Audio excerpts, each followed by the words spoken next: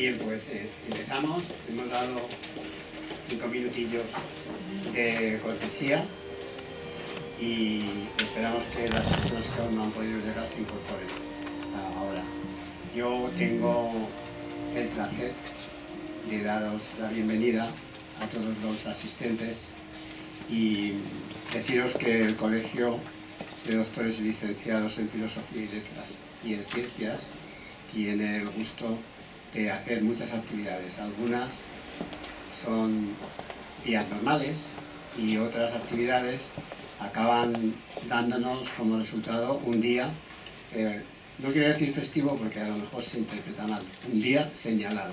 Hoy es un día señalado por contar con todos ustedes, con todas las personas que han venido y muy especialmente porque no es tan fácil reunir en el mismo acto a don Jesús Manso, nuestro querido decano de la Autónoma y querido amigo desde hace muchos años.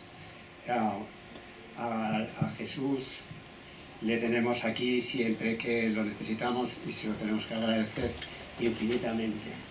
Que sea una más esta, pero serán otras también.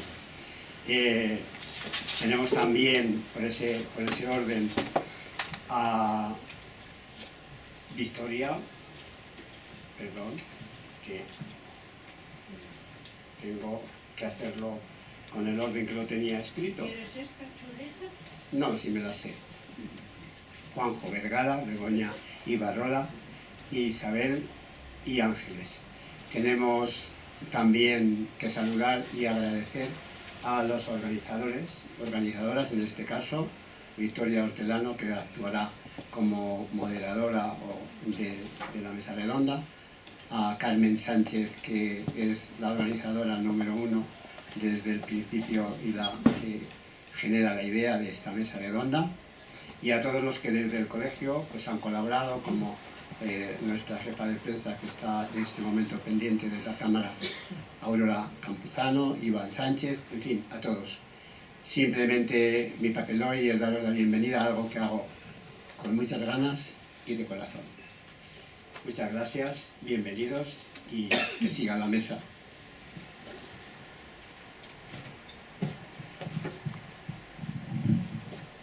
Buenas tardes.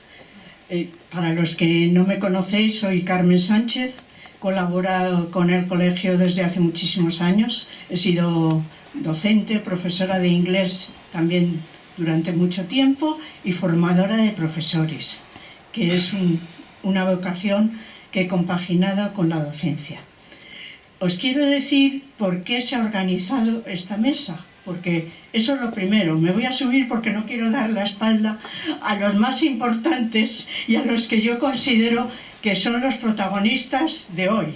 Estamos todos, luego veremos cómo nos vamos a organizar y todos vamos a intervenir, pero cuando yo compré el libro de Jesús, Javier, bueno, este libro que se llama Las competencias profesionales docentes, lo compré en la Feria del Libro y me lo leí.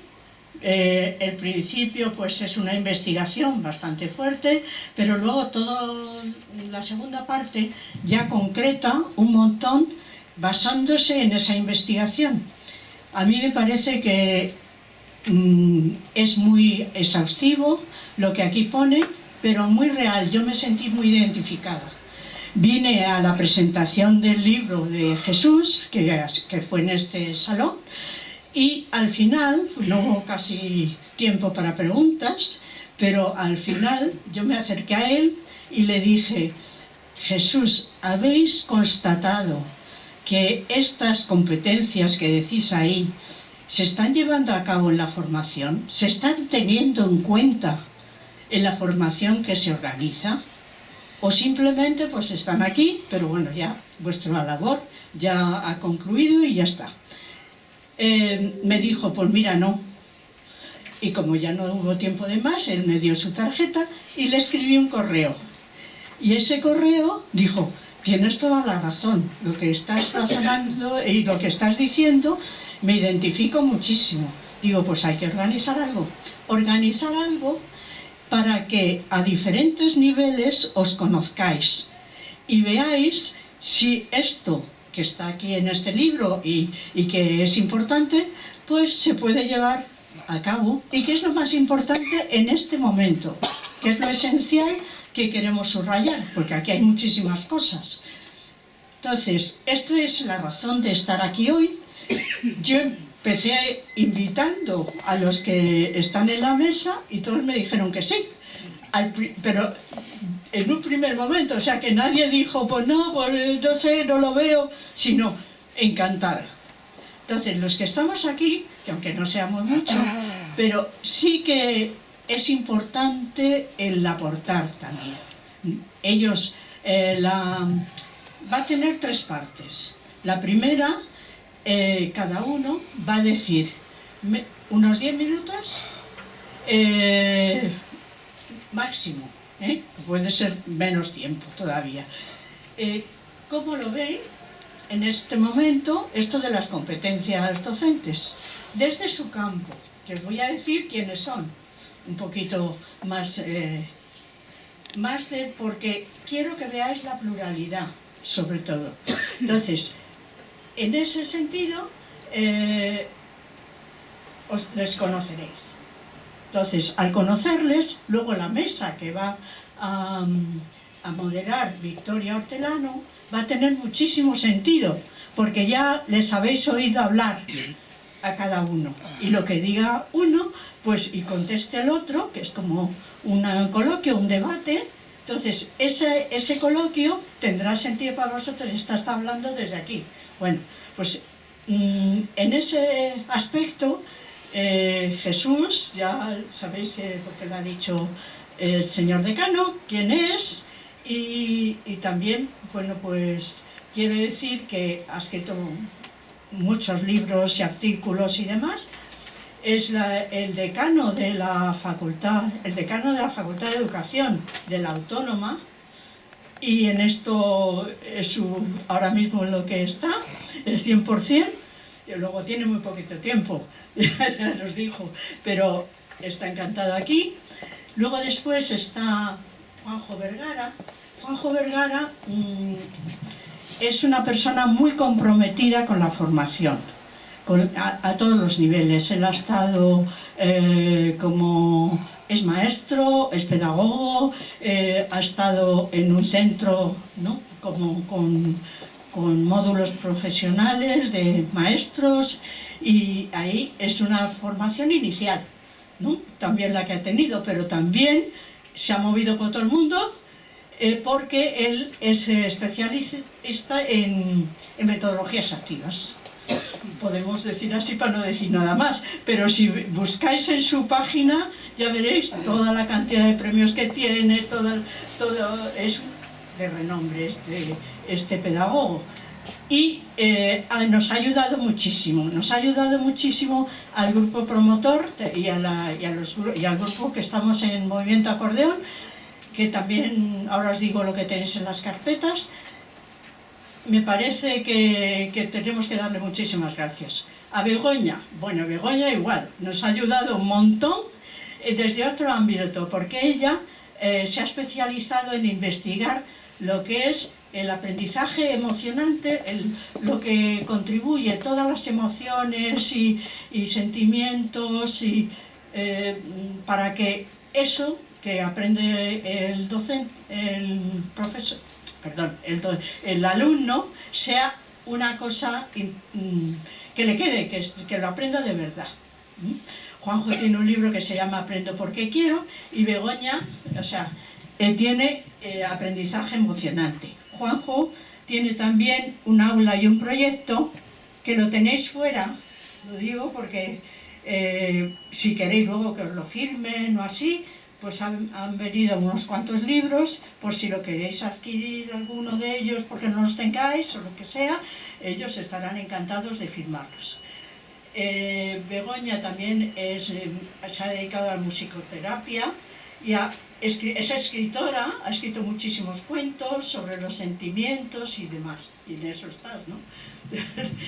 Isabel López es profesora de secundaria de hace en la pública, hace muchísimos años. Ahora tu centro es Isaac Newton.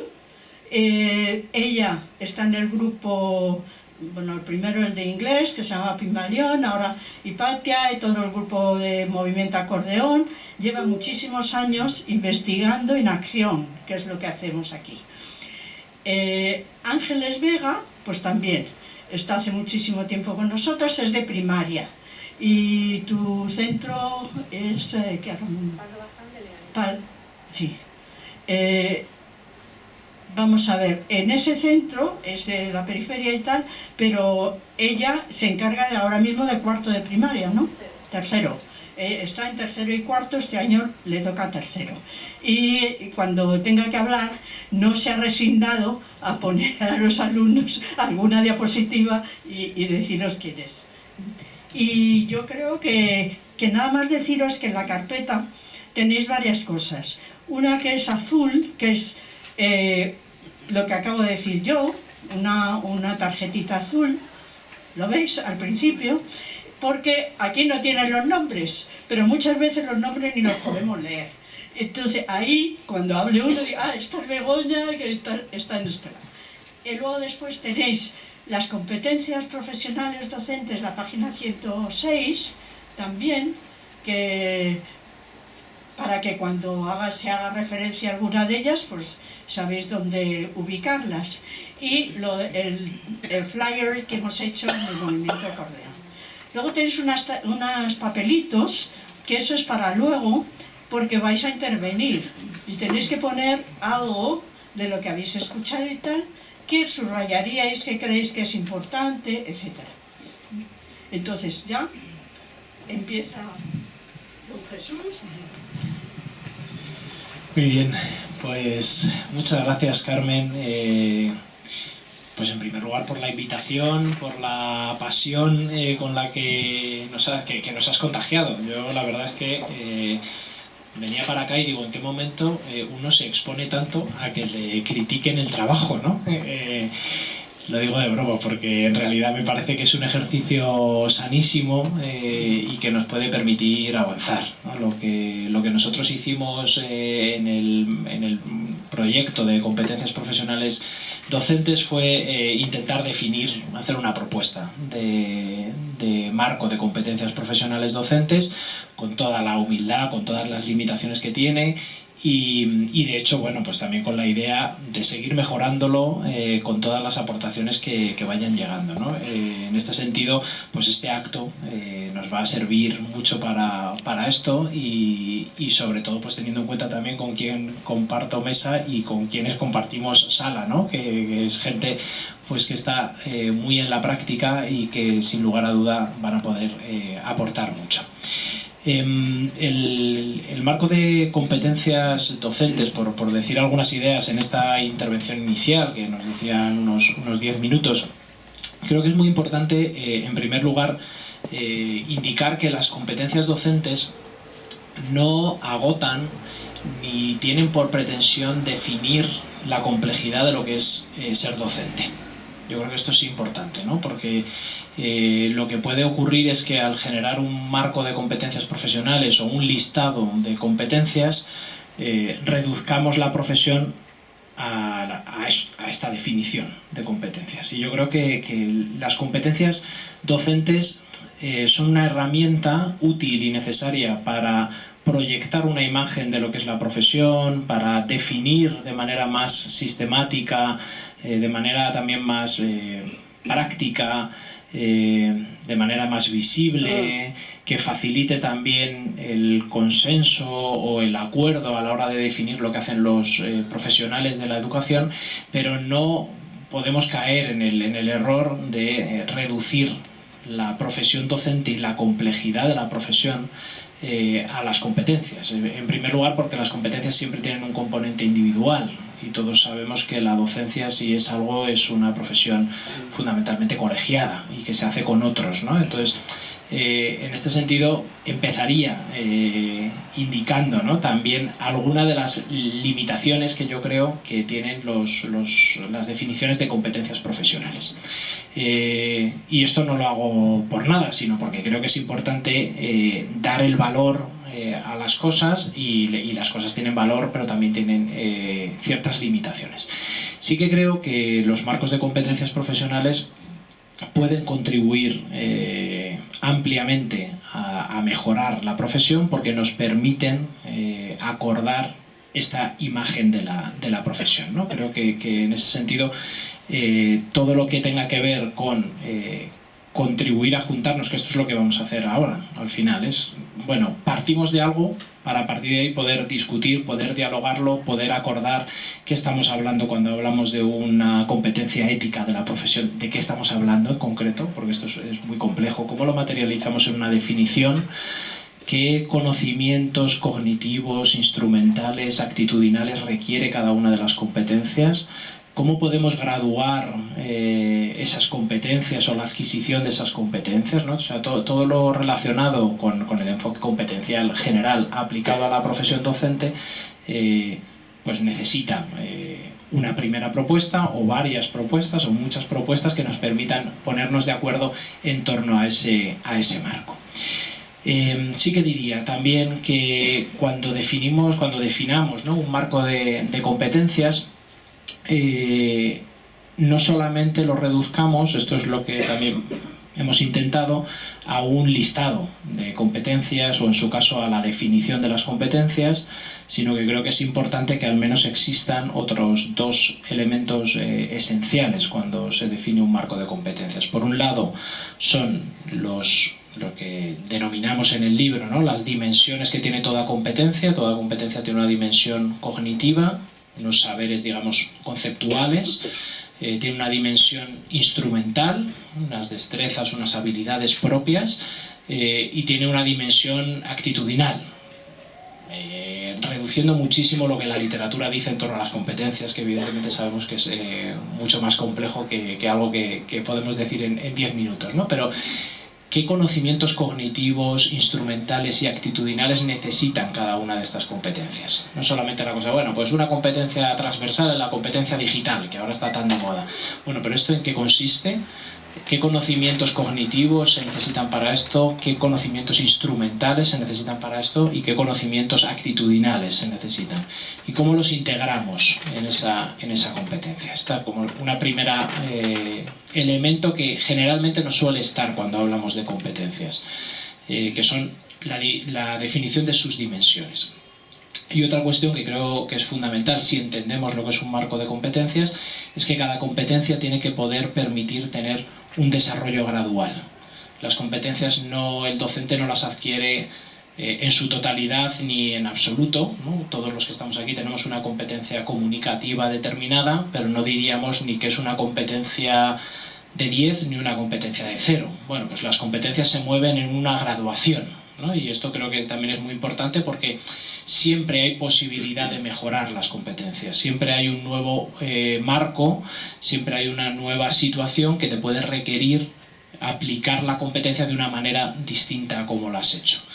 Y recoger en los marcos también esa graduación creo que es importante. Esa graduación también permite reconocer algo que creo que normalmente no se suele hacer cuando se habla de los marcos de competencias, y es que los distintos docentes en un mismo claustro pueden aportar cosas distintas. Es decir, que el perfil de competencias profesionales de los docentes no tiene que ser siempre el mismo. Uno diría, no, nosotros proponemos 20 competencias, podrían ser 10, como ya hizo Perrenut hace más de 10 años, o pueden ser, ¿no?, las que se consideren, 20 competencias. ¿Qué se trata? ¿De ser el mejor en las 20 competencias? No necesariamente. Si entendemos que la profesión docente es una profesión colegiada, podemos también manejarnos en competencias que unos y otros podamos, digamos, destacar más en unas y menos en otras competencias, ¿no? Yo creo que es muy interesante todo lo que tiene que ver con entender el marco en el nivel centro educativo y entender que los distintos docentes de un mismo claustro pueden aportar perfiles distintos y complementarios para lo que el centro pretende y promueve. Y para terminar en estos 10 minutos sí que quería contar, aunque sea para situar toda esta propuesta que hicimos, con todas las limitaciones que pueda tener. Es importante que entendamos que la hicimos trabajando con más de 50 centros en Extremadura. La Consejería de Extremadura estaba preocupada por definir un marco de competencias y dijo, oye, tenemos 50 centros que quieren trabajar, y trabajábamos, ¿no?, con 100 coordinadores, 2 por cada centro, que venían y trabajamos en sesiones de socialización íbamos definiendo las competencias con los propios coordinadores, que después trabajaban también con sus centros educativos, definían también las competencias, y todo esto, o sea, digamos que el sustrato, ¿no?, que aparece en el libro tiene como origen inicial todo ese trabajo hecho en Extremadura, y que creo que a nosotros desde luego nos dio una perspectiva muy distinta de lo que era la aproximación de la investigación académica al enfoque de competencias, y que permitía o intentaba un diálogo entre lo que la evidencia teórica nos decía sobre las competencias docentes y lo que los docentes dicen sobre sus propias competencias, ¿no? Esto es lo que hemos intentado recoger en este libro, que no podemos tampoco pues dejar de nombrar y agradecer a la editorial Narcea, que también pues vio un interés, además del Colegio de Doctores y Licenciados, que siempre nos ha apoyado en esta investigación y en los resultados de esta investigación que hicimos. Yo me quedo aquí para estos 10 primeros minutos. Pues lo primero, muchas gracias, ¿no?, por invitarme. Yo la verdad es que bueno, después de ver el libro de Jesús, la investigación, ¿no?, digo, bueno, pues realmente lo primero que hay que hacer es agradecer, ¿no? Es decir, qué importante es, ¿no?, que se investigue, ¿no?, desde, bueno, pues desde una muestra amplia, ¿no?, como habéis hecho, ¿no?, el que necesitan saber los profes. Y a mí lo que me salía, pues, al venir aquí, es como a aportar algunas reflexiones, alguna duda en relación o alguna propuesta, ¿no?, alguna provocación. Y es que, claro, yo decía, bueno, lo primero es en relación al tema de la competencia. ¿Qué necesita saber y saber hacer, ¿no?, un docente, ¿no? Tiene que demostrar, ¿no? Y yo digo, bueno, pues a eso yo me he dedicado bastante tiempo, sé que algo podré contar. Y entonces luego, después de esto, digo, lo primero que tengo que decir es que es fácil medir, o dicen que es fácil medir que saben los docentes, bueno, y las personas, el alumnado, pero ¿qué sabe hacer? Hombre, para eso lo primero que hay que hacer es dejar hacer. Y yo no sé si se está dejando hacer. Entonces, ese es un tema que hay en la enseñanza competencial, tanto con el alumnado, con el profesorado, ¿no? Es decir, que hace falta, bueno, las competencias se demuestran en la práctica. Bueno, pues vamos a generar espacios en donde se puedan hacer cosas, ¿no? Entonces, esa sería la primera reflexión, ¿no?, que me gustaría lanzar por si alguien la quiere coger, ¿no? Es decir, hasta qué punto el aprendizaje competencial está abriendo espacios para hacer, para la acción, o lo que está es tecnificando un nuevo lenguaje de hacer siempre lo que se ha hecho siempre. Entonces ese es un debate que a mí me parece interesante. Y luego, en relación a esto del oficio de ser docente, pues hombre, yo creo que hay como 3 actores fundamentales, ¿no? Un primer actor es el alumnado, ¿no? Un segundo actor, ¿no?, que por supuesto, ¿no?, pues sería, yo qué sé, el docente, y otro actor que sería pues la sociedad, ¿no? La casa de todos sería la escuela, ¿no? Bien. Entonces, y dentro de estos 3 actores fundamentales, ¿qué tiene que saber el docente en relación a estos 3 actores? ¿O qué necesitan estos 3 actores del docente? Y esa me pareció una pregunta más interesante, ¿no? ¿Qué necesitan? ¿Y qué necesitan que sepa hacer el docente? Y entonces, claro, pues a mí lo que me salía es que de cada uno de estos 3 actores me salen como 2 dimensiones, ¿no? Una dimensión del habitar, y otra del soñar. Es decir, el alumnado habita en la escuela y en su realidad. Entonces, ¿qué necesita? Pues necesita aprobar, necesita aprender, necesita superar, necesita que su familia no le tire de las orejas, ¿no? Es decir, necesita cosas en el habitar, pero también necesita cosas en el soñar. Pues soñará con aprender cosas para el futuro, con aprender cosas que le llaman la atención, necesitará soñar con convertirse en lo que se quiera convertir o ser lo que quiera ser, ¿no? Es decir, que ahí hay y probablemente el docente debería de actuar en estas dos dimensiones, ¿no? Y no solo en una.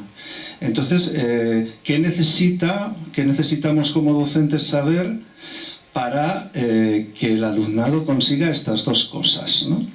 Otra es el docente, es decir, los docentes también habitan centros, y eso quiere decir que tienen que poner unas calificaciones, tienen que etiquetar a la gente, tienen que hacer informes, tienen que, en fin, tienen un montón tienen que llevar un dinero a fin de mes a su casa, es decir, tienen temas laborales también. Eso es el habitar, el aprendizaje, y esto tienen que aprenderlo, con lo cual son competencias que tienen que desarrollar, pero también deberían de poder soñar, ¿no? Es decir, ¿en qué docente me quiero convertir?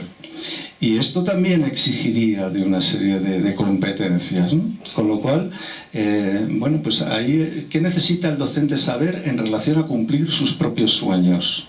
Bueno, pues a mí me parece también interesante, ¿no? Y luego la tercera dimensión es, bueno, en relación a la sociedad. La sociedad, ¿qué necesita? La sociedad no como abstracto, sino la sociedad, el barrio, las familias, las ciudades. ¿Qué necesitan? Pues necesitan que nuestro alumnado aprenda cosas en el habitar el mundo, la sociedad real. Entonces, pues, cómo ha cambiado la sociedad, cómo van a conseguir un trabajo en esta sociedad líquida, cómo van a manejar las nuevas herramientas, en fin, todo ese tipo de cosas. Claro, ahí el docente tendrá que saber hacer cosas, pero también en el soñar. Es decir, la sociedad también, bueno, ¿qué tipo de sociedad queremos hacer? Porque si no, lo único que estamos es enseñando competencias para que el alumno, ¿no? Es tarea del profesor solamente que el alumnado aprenda a incorporarse a esta sociedad del siglo, bueno, en el XXI estamos ahora, o a que sea capaz de soñar un mundo distinto, a que sea capaz de apostar, de defender un mundo distinto, ¿no? Entonces, bueno, ¿qué necesita saber el docente en relación a todas estas dimensiones?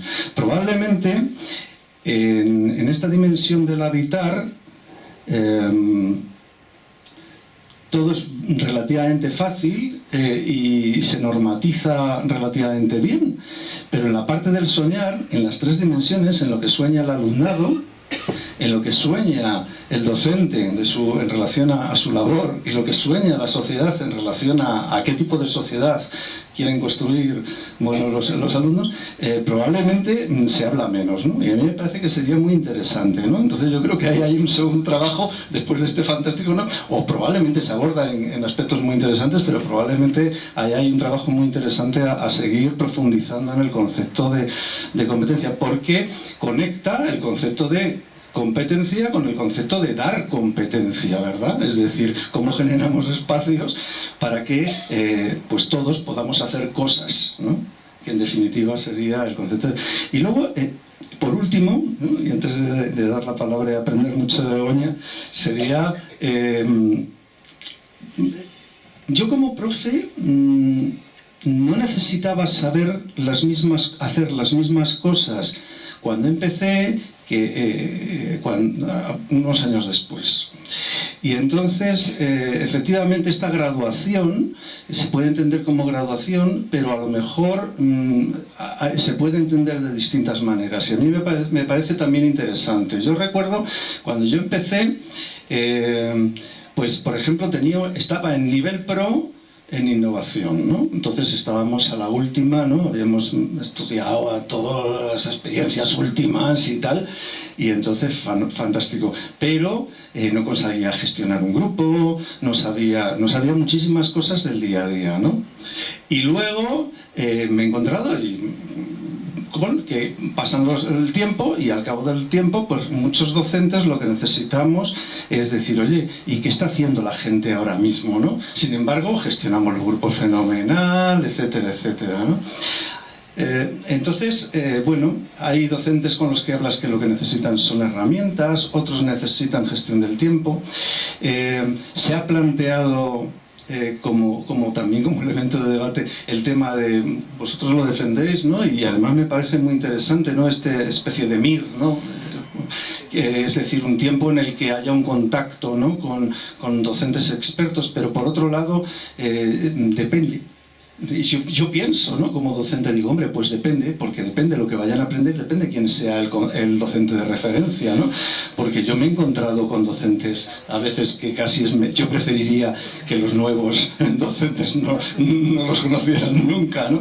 Entonces, a mí me parece un debate también muy interesante. Efectivamente, una enseñanza puramente teórica no tiene sentido, una enseñanza práctica depende cómo, y probablemente en la asignatura pendiente es centrar las competencias en generar los espacios para que todos los actores podamos hacer cosas, hacernos preguntas y contestarlas entre todos, ¿no? Y bueno, pues yo me salía como lanzar estas preguntas y pasar, por supuesto. Muy bien, bueno, después de agradecer, como siempre, ¿no?, a las personas que habéis organizado esta mesa y a los que habéis confeccionado este marco, porque se puede hablar del marco porque existe, si no, hablar en abstracto es muy difícil, con lo cual mi aportación o mi reflexión va un poco en función, pues a lo mejor de mis veintitantos ya años, que como psicóloga he dado formación a profesorado en temas vinculados a las competencias emocionales. Y es algo que he echado de menos en este modelo, porque igual que es importante que sepan, que dominen unos conocimientos y que sepan hacer, es importante que sean y que se cuiden como personas, como docentes. Entonces mi intervención va a ir enfocada a ese aspecto del ser de las personas docentes con las cuales llevo trabajando muchos años, y me he percatado del nivel de malestar que va en aumento y del nivel de problemática de salud mental tan grave que están teniendo ahora. Y que aunque no se habla de ello, pues cuando hablamos de competencias tenemos que tener en cuenta que ellos echan de menos, así, porque lo han verbalizado así, que nadie les ha enseñado a gestionar sus emociones, que nadie les ha enseñado una comunicación asertiva en el aula, que no dominan técnicas de autoconocimiento y autoestima que les provoque la automotivación. De hecho, he traído algunos datos, porque datos hay muchos, pero algunos son significativos. Fijaros, hay un dato que a mí me llama mucho la atención, ¿no? Y que justifica el que yo defienda la importancia de incorporar competencias emocionales, tanto intrapersonales como interpersonales. Y en este orden, Primero atender a la persona del docente y luego a lo que el docente debe hacer con otras personas. Y cuando digo competencias interpersonales no digo solo en su relación con el alumnado y con las familias, sino en relación con sus propios compañeros, que ahí tenemos un déficit muy importante. Y a veces gran parte del malestar emocional del docente parte de su propio centro, de sus propios compañeros, de su propio claustro. Otras veces, por supuesto, del alumnado y otras veces de la familia. Pero hay un dato que a mí me ha llamado mucho la atención. Se han hecho 2 estudios este año, basados en datos del 2023, sobre el estado emocional de los docentes. Uno por la Fundación SM y otro por Educar es Todo. Y es interesantísimo los datos que se recogen. Efectivamente, la muestra puede que no sea suficiente porque son 5.000 docentes y ahí es donde yo pongo el acento. No es una muestra suficiente como para extraer conclusiones. Pero hay un dato que me llama mucho la atención. En el 2023, el 38% de los docentes dicen que sienten desmotivación, distanciamiento emocional e indiferencia hacia su alumnado. ¿Por qué? Porque están hartos, están saturados. Están estresados y hay un índice altísimo de depresión, ansiedad y estrés.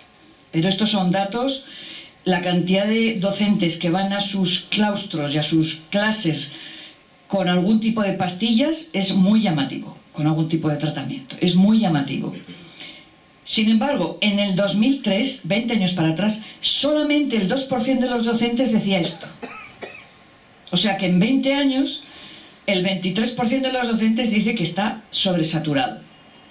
Claro, 1 de cada 3 docentes le falta ilusión por su trabajo y 2 de cada 5 presentan agotamiento existencial. Dicen que ya no pueden más, que están saturados por toda la carga administrativa, toda la carga de problemas.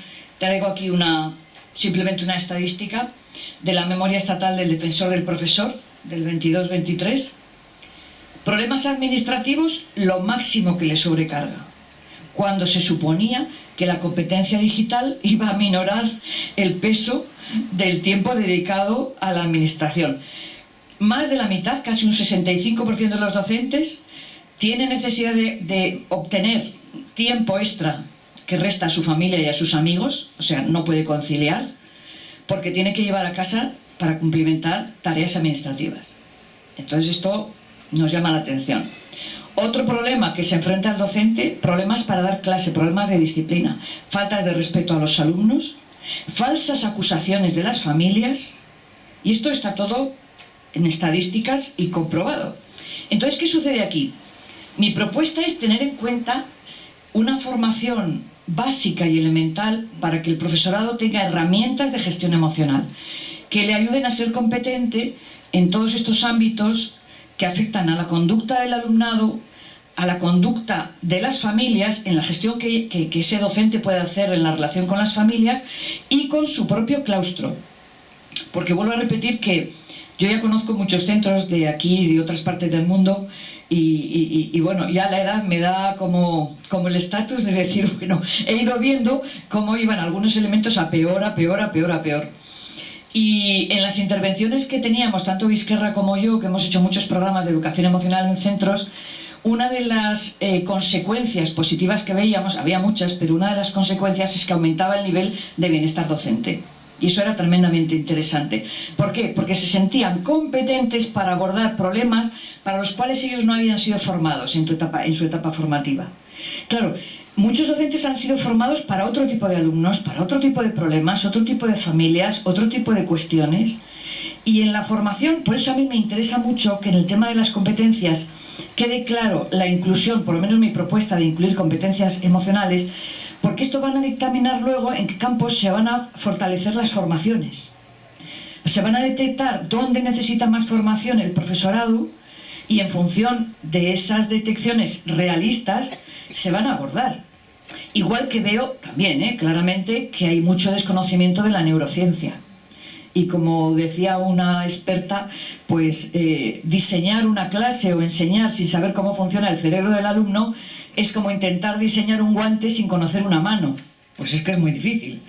Entonces, quizás en todos los contenidos teóricos que hay que tener en cuenta para actualizar al docente, también sería necesario. O sea, que yo trabajaría o daría 2 recomendaciones: incluir el tema de las competencias emocionales con un entrenamiento adecuado, que lo ideal sería que fuera un contenido propio de la formación de los futuros docentes, pero mientras no lo es, porque recordemos que solamente en Canarias, en esa comunidad, está los contenidos en educación emocional que luego van a impartir los docentes a sus alumnos. Y como asignatura de libre configuración llevan 10 años impartiendo educación emocional, con una evaluación muy positiva, tan positiva, yo estuve hace 15 días allí, que lo incorporan a secundaria, ya empiezan a trabajar en secundaria esto, porque han podido ya evaluar el impacto. Pero han visto también cómo el profesorado se ha sentido capaz, y se ha sentido capaz no solamente de abordar su bienestar, sino promocionar el bienestar del alumnado. Entonces, claro, aparece ahora la figura del coordinador de bienestar, y muchos dicen, bueno, ¿y qué hago? ¿Y esto de qué va? Incluso hay personas que me han dicho, ¿y qué significa estar bien? Yo sé muy bien lo que es estar mal, pero yo no sé lo que es estar bien. Con lo cual, tendríamos que buscar una base teórica, científica y bien consolidada de técnicas de autocuidado para docentes, para que conozcan perfectamente cómo cuidarse, porque también el bienestar es una construcción personal, no depende solo de estrategias externas, que eso hay que decirlo, ¿no? La formación puede ser una ayuda, pero luego tiene que haber una responsabilidad personal por estar bien. Y si queremos que el bienestar del alumnado sea un hecho, primero tenemos que trabajar el bienestar del profesorado. Yo cuando me llaman para dar un curso de formación sobre el bienestar del alumnado digo, o trabajamos con todos, toda la comunidad educativa, o no voy. Porque lo tengo muy claro que si el profesorado está mal, no puede de él emanar bienestar y no puede potenciar recursos, estrategias o implementar incluso actividades que promuevan el bienestar en las personas con las que está trabajando, ¿no? También es verdad que la sociedad le está exigiendo al docente en estos momentos, por ejemplo, pues que sepa cosas de salud mental, que detecte problemas de salud mental en el alumnado.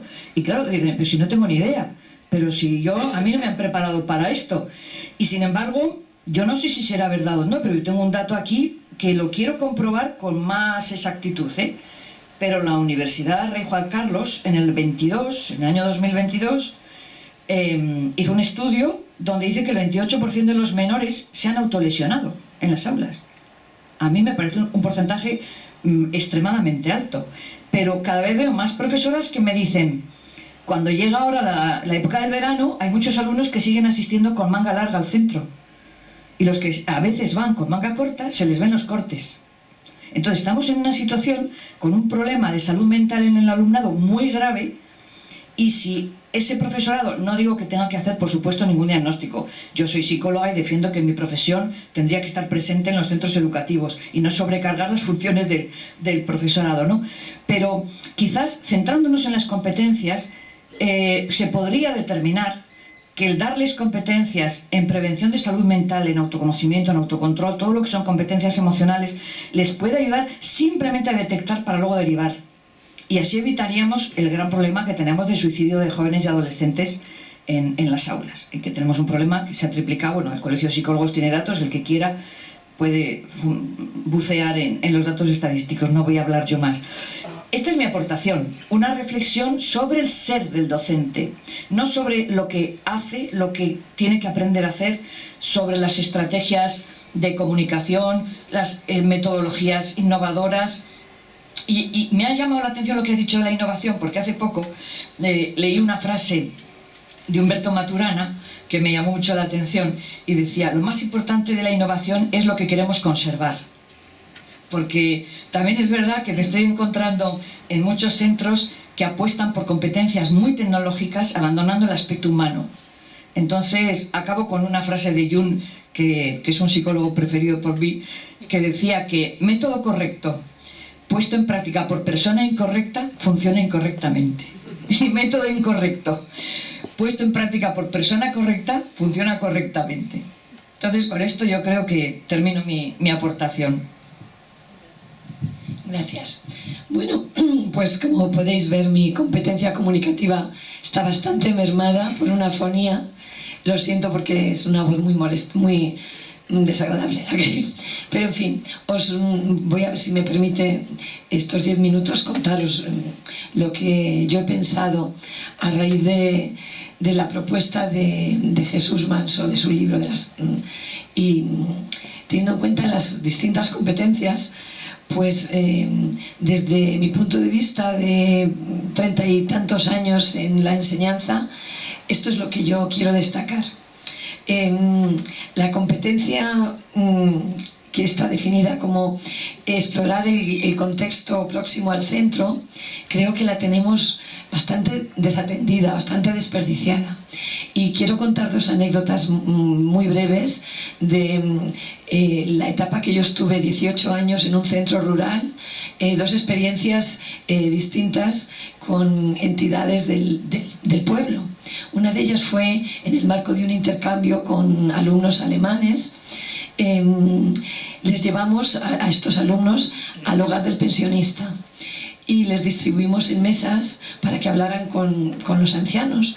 Ellos tenían un cuestionario preparado para que les contaran sobre su pasado, cómo había sido su pasado, en distintos aspectos. Estuvieron un par de horas charlando con ellos y fue súper gratificante para los alumnos y para los ancianos, todos encantados. Y otra experiencia fue, esto ya no lo podríamos hacer hoy en día porque ya no quedan supervivientes, pero fue hace bastantes años. Los alumnos habían leído una versión adaptada de Por quién doblan las campanas de Hemingway, que sabéis que es una novela que se desarrolla en la Sierra de Guadarrama, que es donde estaba el pueblo, en el Espinar, Segovia. Y entonces llevamos a un señor mayor para que les contara cómo se había vivido la guerra en el pueblo. Y en este libro se mencionan los pueblos de alrededor, San Rafael, Villacastín, La Granja. Encantados los alumnos y el señor, todos, ¿no? Yo creo que este tipo de experiencias les ayudan mucho, les sacan de la rutina, les ayudan mucho a conectar el aula con la vida y son súper gratificantes. Y para llevarlas a cabo hace falta, yo creo, una estabilidad en la plantilla, porque necesitas un tiempo en el centro para conocer el entorno. Y es algo de lo que adolecemos, ¿eh? Los centros son muy variables, muy cambiantes. Y ahora hablo de los centros y quiero tocar 3 aspectos. Uno es el de la participación. Yo creo que he vivido desde el año 89, cuando empecé a trabajar acá, un proceso de desdemocratización de los centros docentes. Antiguamente, en los claustros, cada 4 años, votábamos a los equipos directivos. Cualquier grupo de profesores del claustro preparaban un proyecto, lo presentaban al claustro y se postulaban como equipo directivo. Había mucha alternancia y los equipos directivos sabían que se debían al claustro y eran mucho más cercanos y mucho más transparentes. Ahora mismo yo veo que hay un inmovilismo y la participación, además, que es a través de los consejos escolares. Yo creo que los consejos escolares están muertos o moribundos. Si preguntamos a los docentes ¿quiénes son vuestros representantes?, la mayoría van a decir pues no me acuerdo, pues no sé.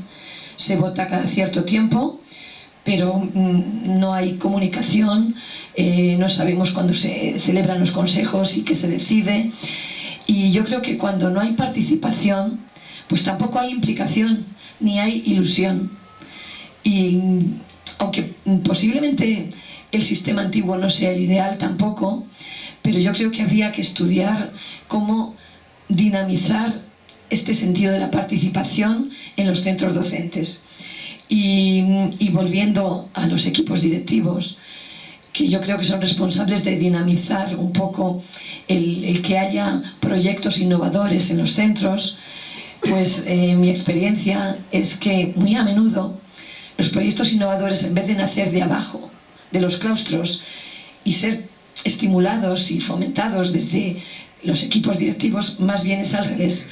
Los equipos directivos deciden qué proyectos se realizan en el centro y eligen a dedo a los responsables, a los líderes, a los coordinadores que llevarán estos proyectos a cabo.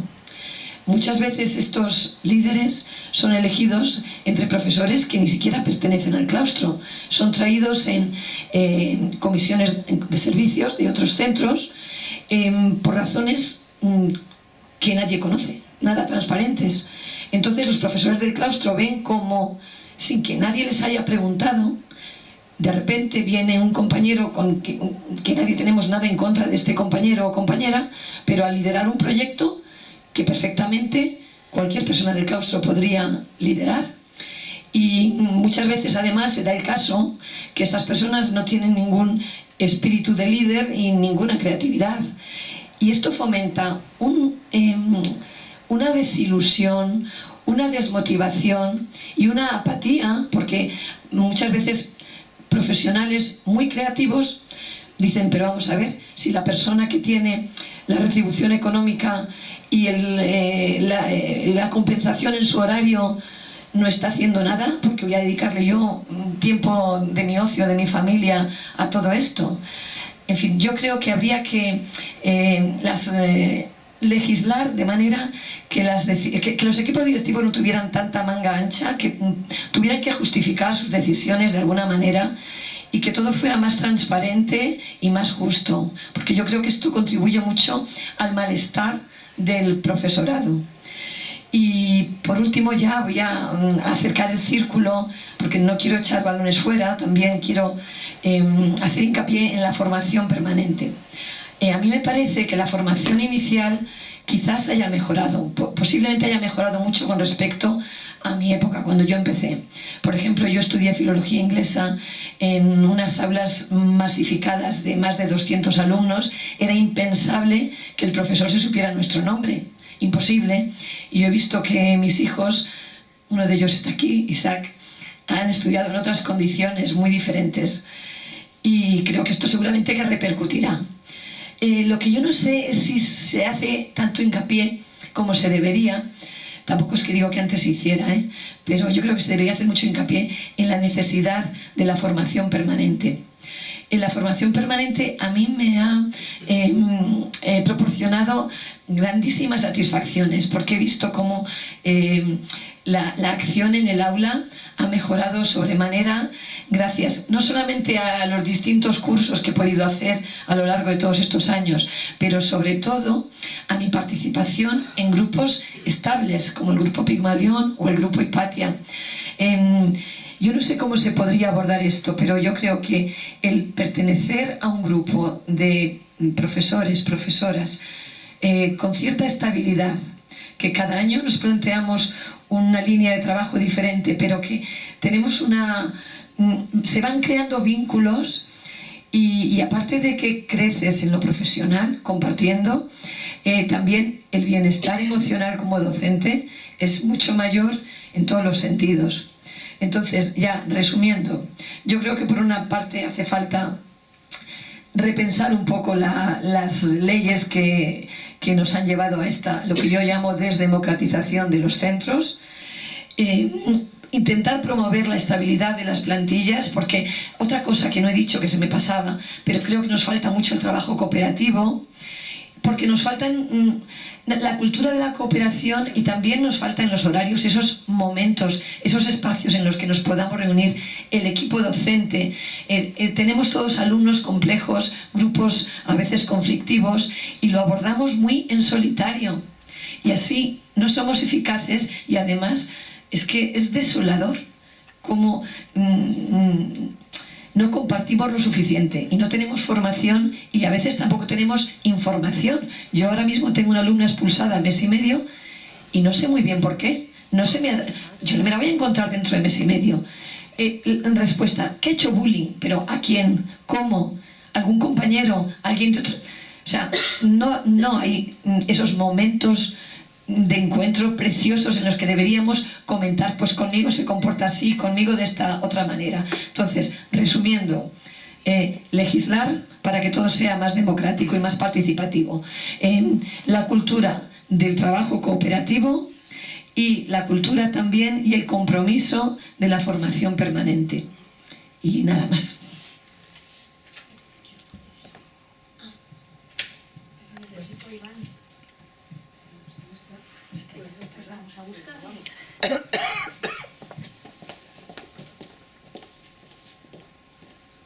Bueno, mientras tanto os voy contando, ¿me oís, no? Sin micrófono. Muy bien. Soy regular. Ah, vaya. Un sonido tan alto, no hablabas. Acércatelo. Soy Ángeles, soy maestra de primaria.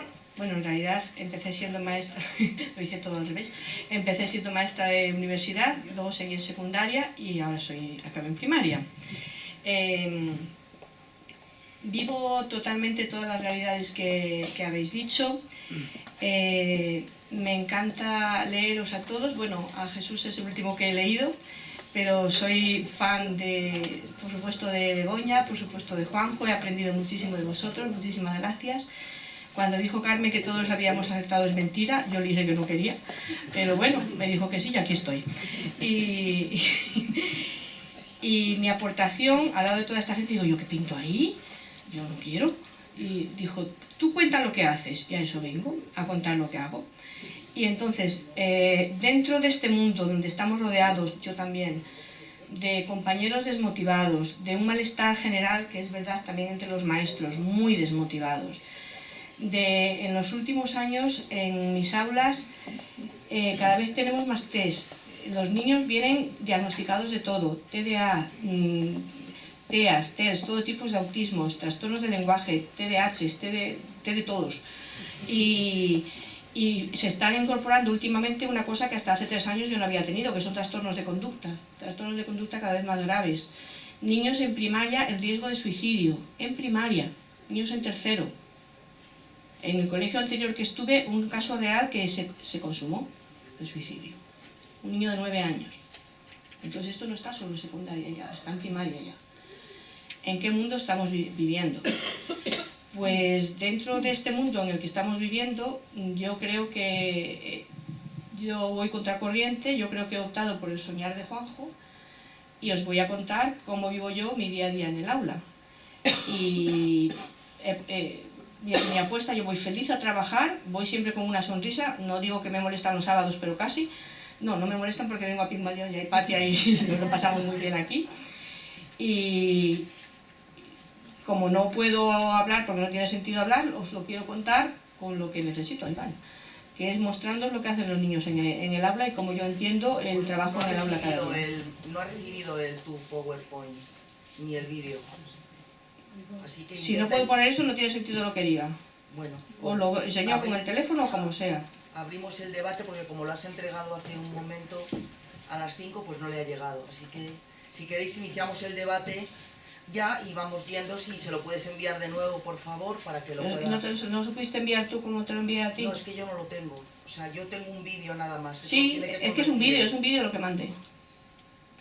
Si queréis empezamos el debate, si os parece, y luego seguimos con tu intervención, porque yo técnicamente no puedo darte una respuesta. No se puede proyectar. Vamos a intentarlo, pero no lo sé. Pues no tiene ningún sentido lo que yo diga si no se ve lo que ellos hacen. No, yo lo que quiero es que cuentes la anécdota de este niño que se va a Boston. Vale, pero si no veis lo que hacen los niños, y luego digo por qué quiero que la cuente. Me lo contó a mí el sábado. Sí, ¿no? sí, es que pasó el viernes. Te lo conté el sábado porque pasó el viernes. El viernes y me la contaste el sábado.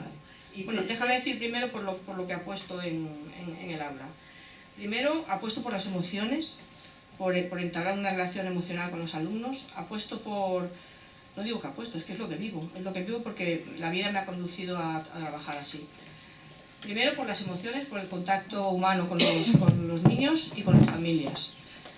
Después por el trabajo colaborativo entre todos, por el formar grupos. Si no forman grupo entre ellos y todos son uno y no hay etiquetas, no se puede trabajar.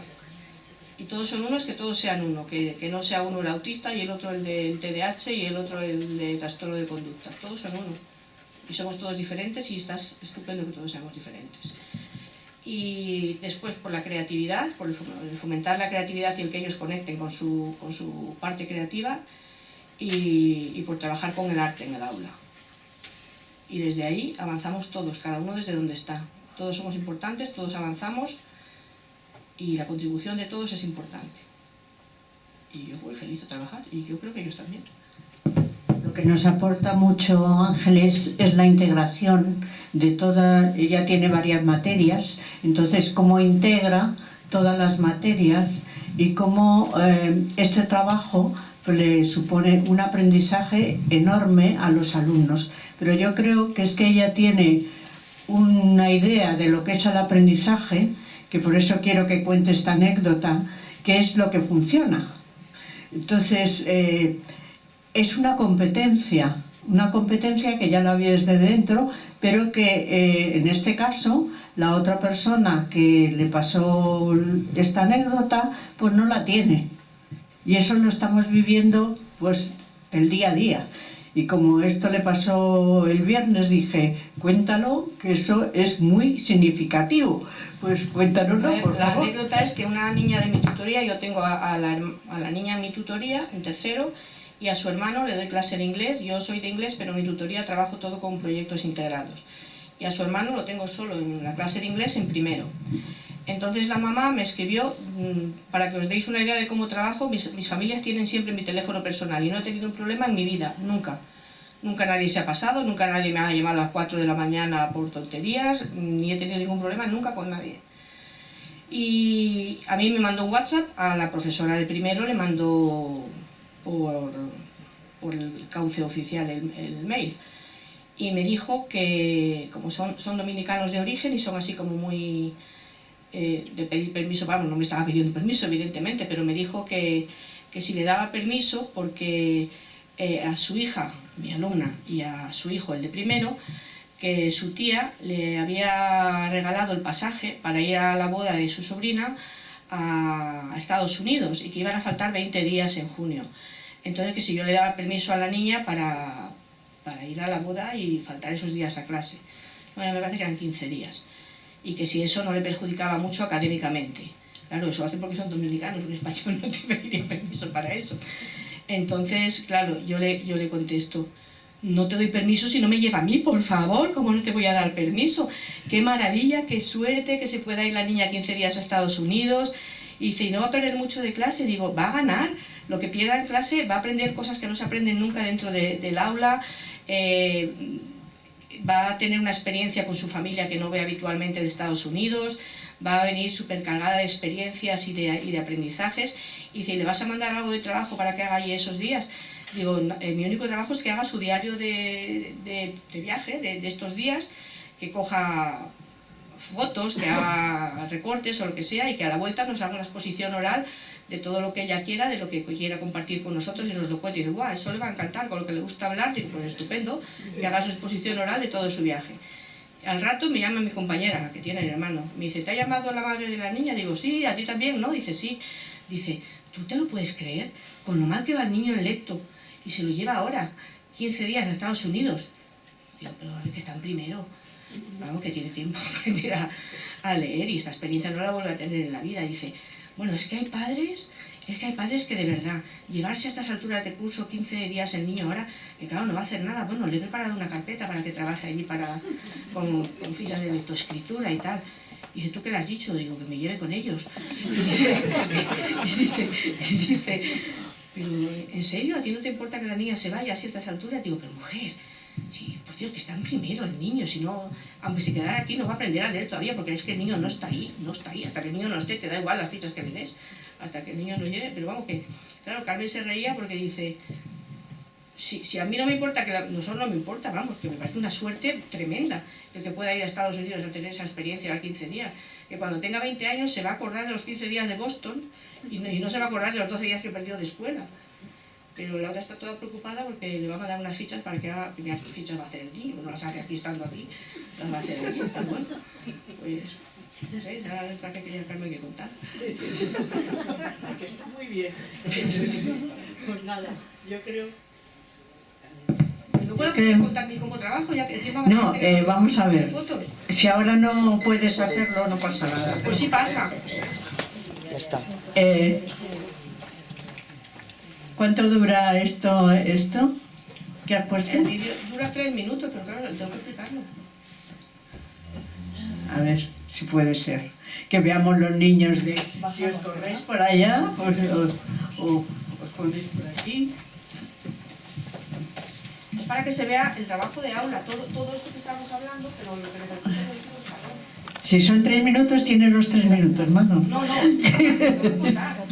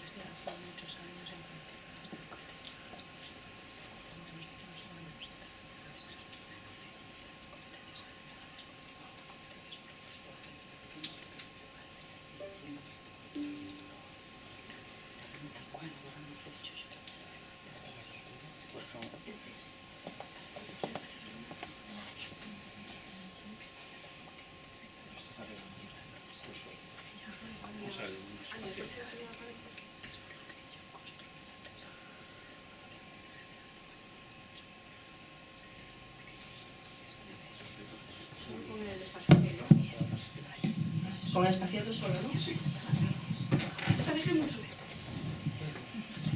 ¿Se oye ya, no? Vale. A ver, os cuento un día normal. Esto es lo que estoy haciendo ahora en el aula. Al principio del día, todos los días empezamos leyendo. con 15 minutos o así de lectura. Yo también leo. Entonces, se traen cada uno el libro de... Algunos cogen de la biblioteca porque, claro, mis alumnos son de un nivel sociocultural, socioeconómico, perdón, bajo. Entonces hay niños que no tienen libros en casa, no tienen libros para leer. Entonces el que tiene libros en casa que le gustan los trae y el que no, pues los saca de los que yo tengo en biblioteca de aula. Se lee por placer, no hacen ficha, yo no les pregunto nada de qué leen y cuando acaban un libro cogen otro y se los intercambian entre ellos o yo les regalo o traen. Entonces, los días, veis algunos que están leyendo en el aula, que es cuando leemos en el aula, pero si hace buen tiempo nos salimos los 15 minutos cuando hace calor, leemos fuera. Unos se tiran en el suelo, otros en los bancos y además es que ahora ya al principio les costaba un poquito porque jugaban y eso. Uy, ¿qué he hecho? Ahora les encanta. Pues cada vez que toco aquí se me va. ¡Iván! Blanca, ayúdame. Se me ha ido. Es que como veis la tecnología no es lo mío.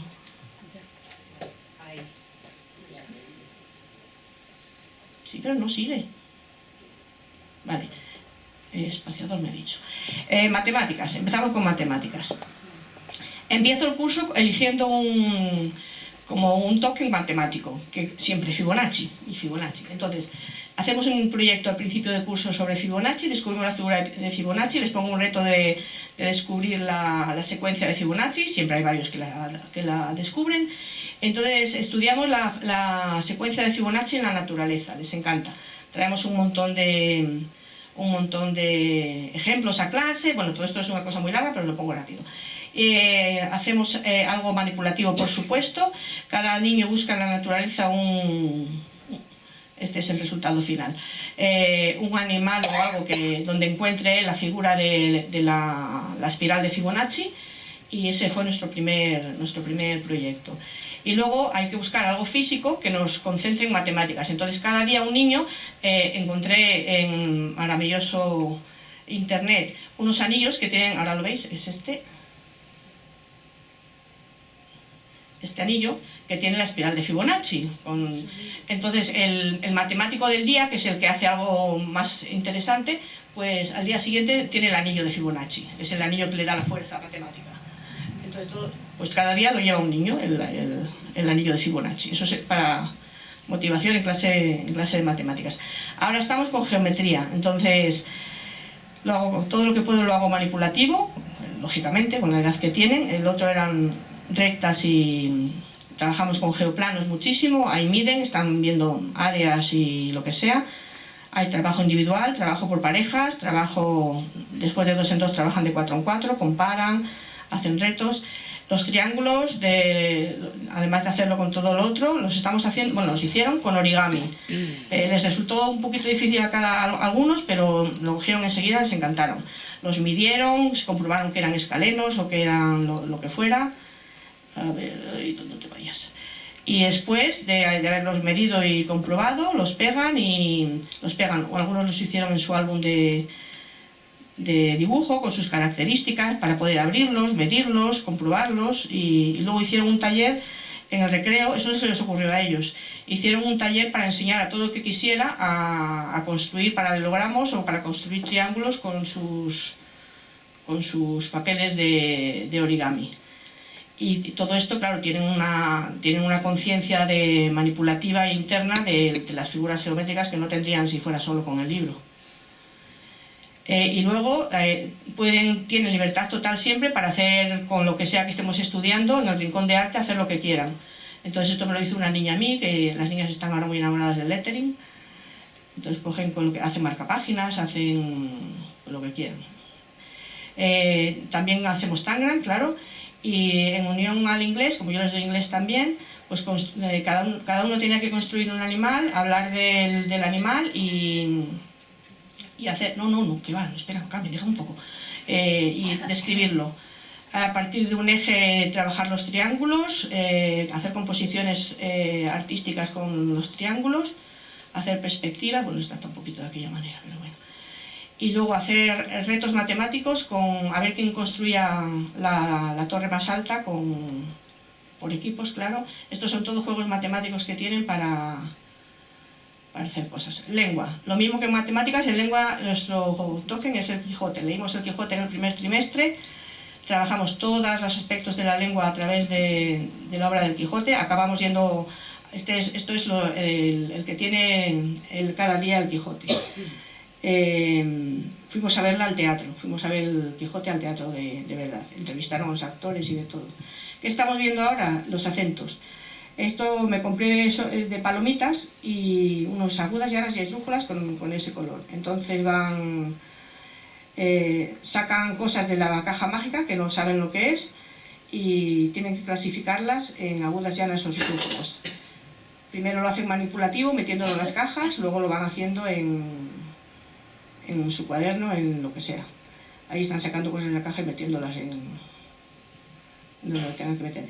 Y luego siempre acabamos los proyectos con la parte de escritura creativa y hacemos un podcast de radio, que lo ponemos en el colegio. En el radio del colegio. Y esto es lo que se llama Show and Tell, que esto es voluntario y mira, está el niño dominicano. Y cada niño habla de lo que él quiere, ahí habla de lo que quiere. Parte artística, el proyecto es en inglés y en arte sobre, aprovechando que estaba en Madrid la exposición de Marc Chagall, pues estudiamos lógicamente Marc Chagall para poder ir luego a la exposición a verlo. Estos son algunos de sus dibujos y el primero fue sobre papel y es el proyecto en inglés sobre toda la figura de Marc Chagall y la evolución que es larga del proyecto, trabajando en grupos de 2, en grupos de 4, compartiendo con toda la evolución de fonética y la evolución lingüística de adjetivos. Raro en mí, pero esta vez he incluido la inteligencia artificial. Entonces hicieron sus acrósticos con ellos, que son los sencillos, y luego aprendimos a hacer acrósticos con la inteligencia artificial. Y luego a partir de los que hacían con la inteligencia artificial, estudiamos la fonética, hicieron poemas y trabajaron la fonética a través de los construidos con la inteligencia artificial. Ya acaba, Carmen, no me cortes. Solo falta ver los cuadros que ahí están practicando la fonética con el que hicimos con inteligencia artificial. Por grupos hicieron distintos con inteligencia artificial. Estas son sus presentaciones orales, que también las hacen en inglés, en español y en inglés las hacen. Labbooks, que hacemos un montón porque nos encantan. Y esto ya son sus cuadros, que los hicieron a lápiz, acuarela, y los últimos que ya son con lienzo y acrílico. Y ya se acaban.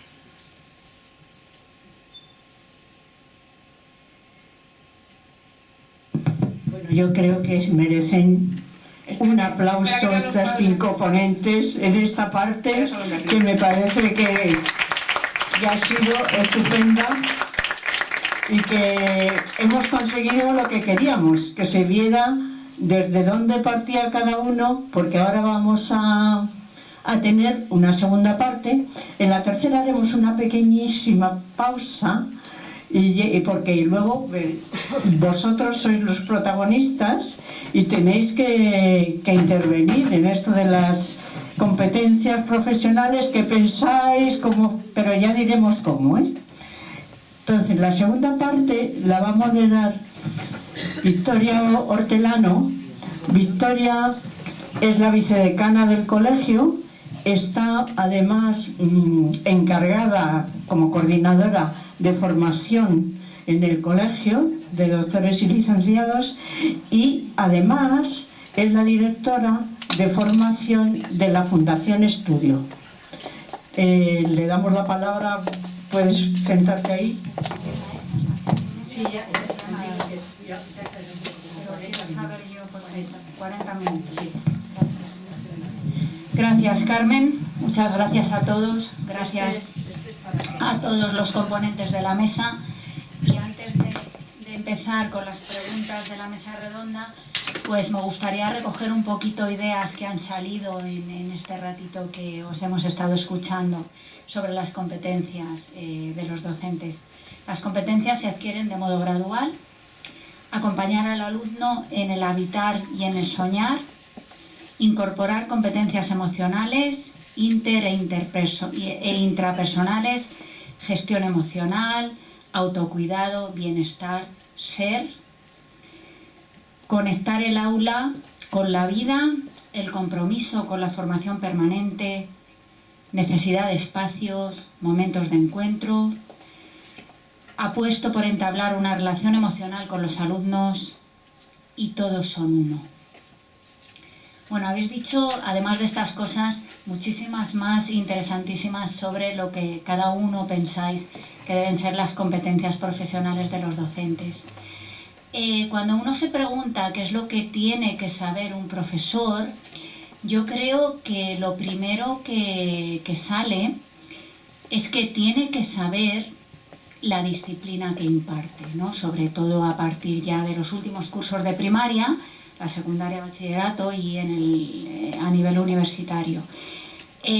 Pero más allá de la disciplina, que en vuestro libro, Jesús, decís, no se puede enseñar aquello que no se sabe, ¿no? Por tanto, se supone que el maestro tiene un conocimiento profundo de la disciplina, pero además, a mí me gusta hablar del conocimiento pedagógico del contenido.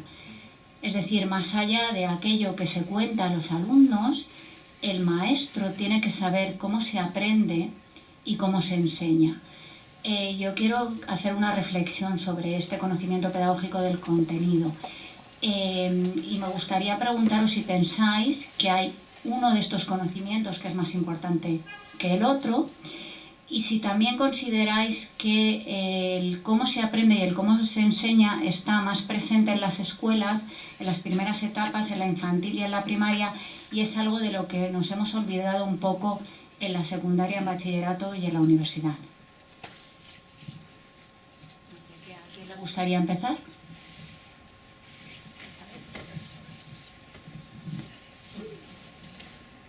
Pues, ¿se me oye? Para arriba. Creo que está apagado, ¿no? Sí, yo creo que estás en lo cierto, posiblemente porque en los maestros tradicionalmente tenían en su currículum cuando estudiaban, y creo que lo tienen todavía, pues estas asignaturas de pedagogía, no lo sé muy bien porque yo no he hecho magisterio, pero por lo que he oído y por lo que he visto a amigas, a mis hijos, nosotros, los profesores de secundaria, en mi época hacíamos lo que se llamaba el CAP, ahora hacen un máster y a lo mejor ahí tienen algo, pero la mayoría de nosotros hemos recibido instrucción en una materia concreta, pero todo lo demás lo hemos ido aprendiendo sobre la marcha. Es una manera de actuar mucho más intuitiva, y creo que sí que en secundaria adolecemos de este tipo de formación. Sí, también comentaba Begoña el desconocimiento de la neurociencia, ¿no? Que tiene que ver. Sí, o sea, yo creo que es verdad que es una de las características más claras del profesorado en nuestro país, que no ocurre en otros países, ¿no? Que la diferencia tan enorme entre, no solamente diría no estar en una etapa en otra, sino que es que incluso a unos se les denomina maestros y maestras y a los otros profesores y profesoras, ¿no? Es como hay la formación inicial no tiene absolutamente nada que ver, ¿no? La formación de infantil o primaria, pues con modelos concurrentes en los cuales se da la disciplina y la didáctica y la pedagogía, la psicopedagogía toda a la vez en un grado, o el modelo consecutivo de secundaria, ¿no? De hecho, claro, a los profesores de secundaria se les pide un nivel de máster porque van a ser un nivel 24 de cuerpo, ¿no? Mientras que los maestros tienen que ser grado porque van a ser un nivel 21, ¿no? Entonces hay una marcada, ¿no?, diferencia entre los dos tipos de docentes que a mí realmente de verdad que me sorprende que no hayamos avanzado, porque yo es verdad que entiendo que históricamente pues tiene toda una respuesta a esto, ¿no? Porque históricamente ha sido así, pero es verdad que ha pasado tiempo, ¿no? Desde que en esa secundaria de los años 70 llegaba el 20% de la población hasta una educación secundaria obligatoria que llevamos con ella más de 30 años, ¿no? Entonces, bueno, es verdad que el propio sistema educativo ha evolucionado de una manera que la formación de los docentes, yo creo que en este sentido no ha evolucionado a la vez que ha evolucionado el sistema educativo. Yo creo que en ese sentido la obligatoriedad es uno de esos indicadores claros, ¿no?, del sistema educativo, en el que la obligatoriedad sube a los 16, tenemos al 100% de la población escolarizada hasta los 16 años, pero la formación de los docentes y el otro déficit, que yo también lo manifiesto en el ámbito del magisterio, ¿no?, que muchas veces a veces no existe ese amor por una disciplina y por un saber disciplinar profundo, también está. O sea, que me parece un diálogo tan imprescindible que tengamos y que no lo hayamos tenido ninguno, ¿no? Porque uno también ve el beneficio, ¿no?, de los profesores de secundaria que tienen esa pasión, ¿no?, por la matemática, por la historia, por una disciplina concreta, que han profundizado, que tienen esa pasión por el saber, que creo que también es muy beneficiosa para la profesión, ¿no? Entonces esos dos niveles yo los veo, sí, muy diferenciados, y que es un reto que tenemos y del que no hablamos mucho.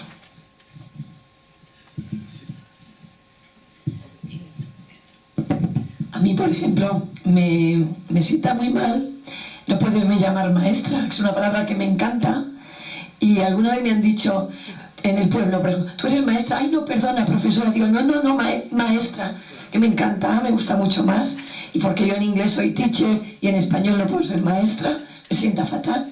Ángeles ha empezado diciendo que era maestra de universidad, maestra de secundaria y era maestra de primaria. Sí, es que así está para arriba.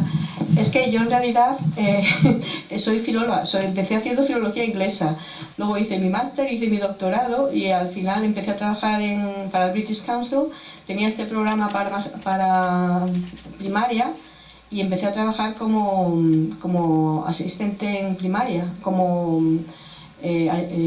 ¿cómo se llama para el puesto que yo tenía? No era auxiliar de conversación, era el proyecto antiguo que tenía el British Council. Sí, en el bilingüismo. Y me gustó tanto primaria que hice la adaptación a primaria para quedarme allí, porque me gustó mucho el trabajo con los niños pequeños. Pero sí que creo que tenéis razón, que no sé ahora cómo está, pero debería pedirse un mayor nivel de... Creo que los niños pequeños merecen un mayor nivel de conocimiento muchas veces. Creo que hay gente dando clase que por el hecho de que sean pequeños no merecen menos conocimiento, merecen más, porque son etapas muy importantes para un niño. No vale cualquier cosa por el hecho de que sea pequeño. Merece más respeto que eso. Si me permitís... Sí, ¿no? Pues yo soy maestro, se dice magisterio, pues hice la licenciatura, entonces, y he trabajado de maestro, también he trabajado de secundaria, y yo fíjate que hay una parte en la que no es cierto que estadísticamente hay más gentes de secundaria que se quejan de que les faltan herramientas, en fin, ese tipo de cosas. Eso sí que es verdad que te lo encuentras mucho en la formación, pero yo creo que depende mucho de las personas, ¿no? Es decir, yo me he encontrado también gentes en primaria que de repente... Y lo que sí que... yo creo que los profes de secundaria sienten como una gran presión, y entonces se creen... Y digo se creen porque no creo que sea cierto, que tienen que dar. Oye, es que yo tengo que dar no sé qué. Tú te has mirado lo que tienes que trabajar educativamente, y entonces de repente dicen, bueno, pues aquí es que no dicen que tengo que dar las ecuaciones de segundo grado, tienen que utilizar las ecuaciones de segundo grado, ¿no?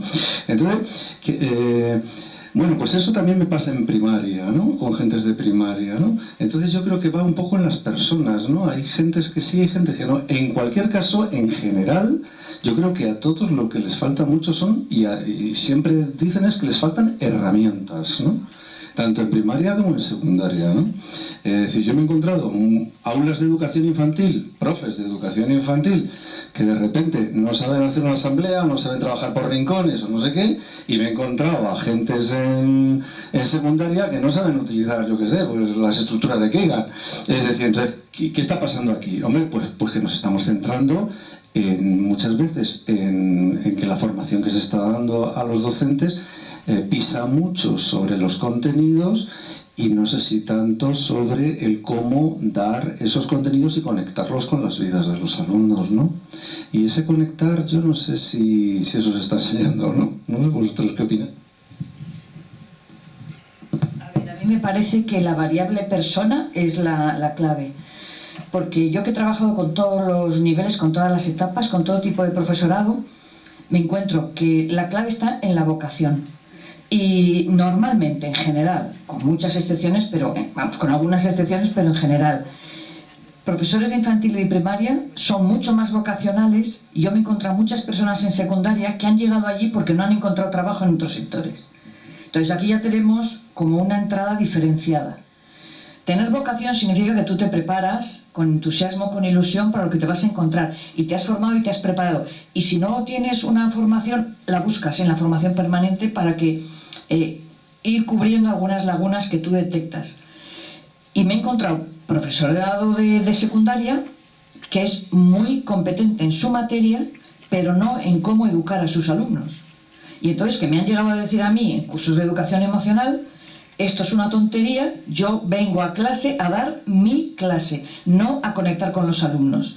Y esa conexión emocional o esa vinculación o esa responsabilidad en crear un clima de aula que sea favorable al aprendizaje, se lo saltan a la torera, no les interesa.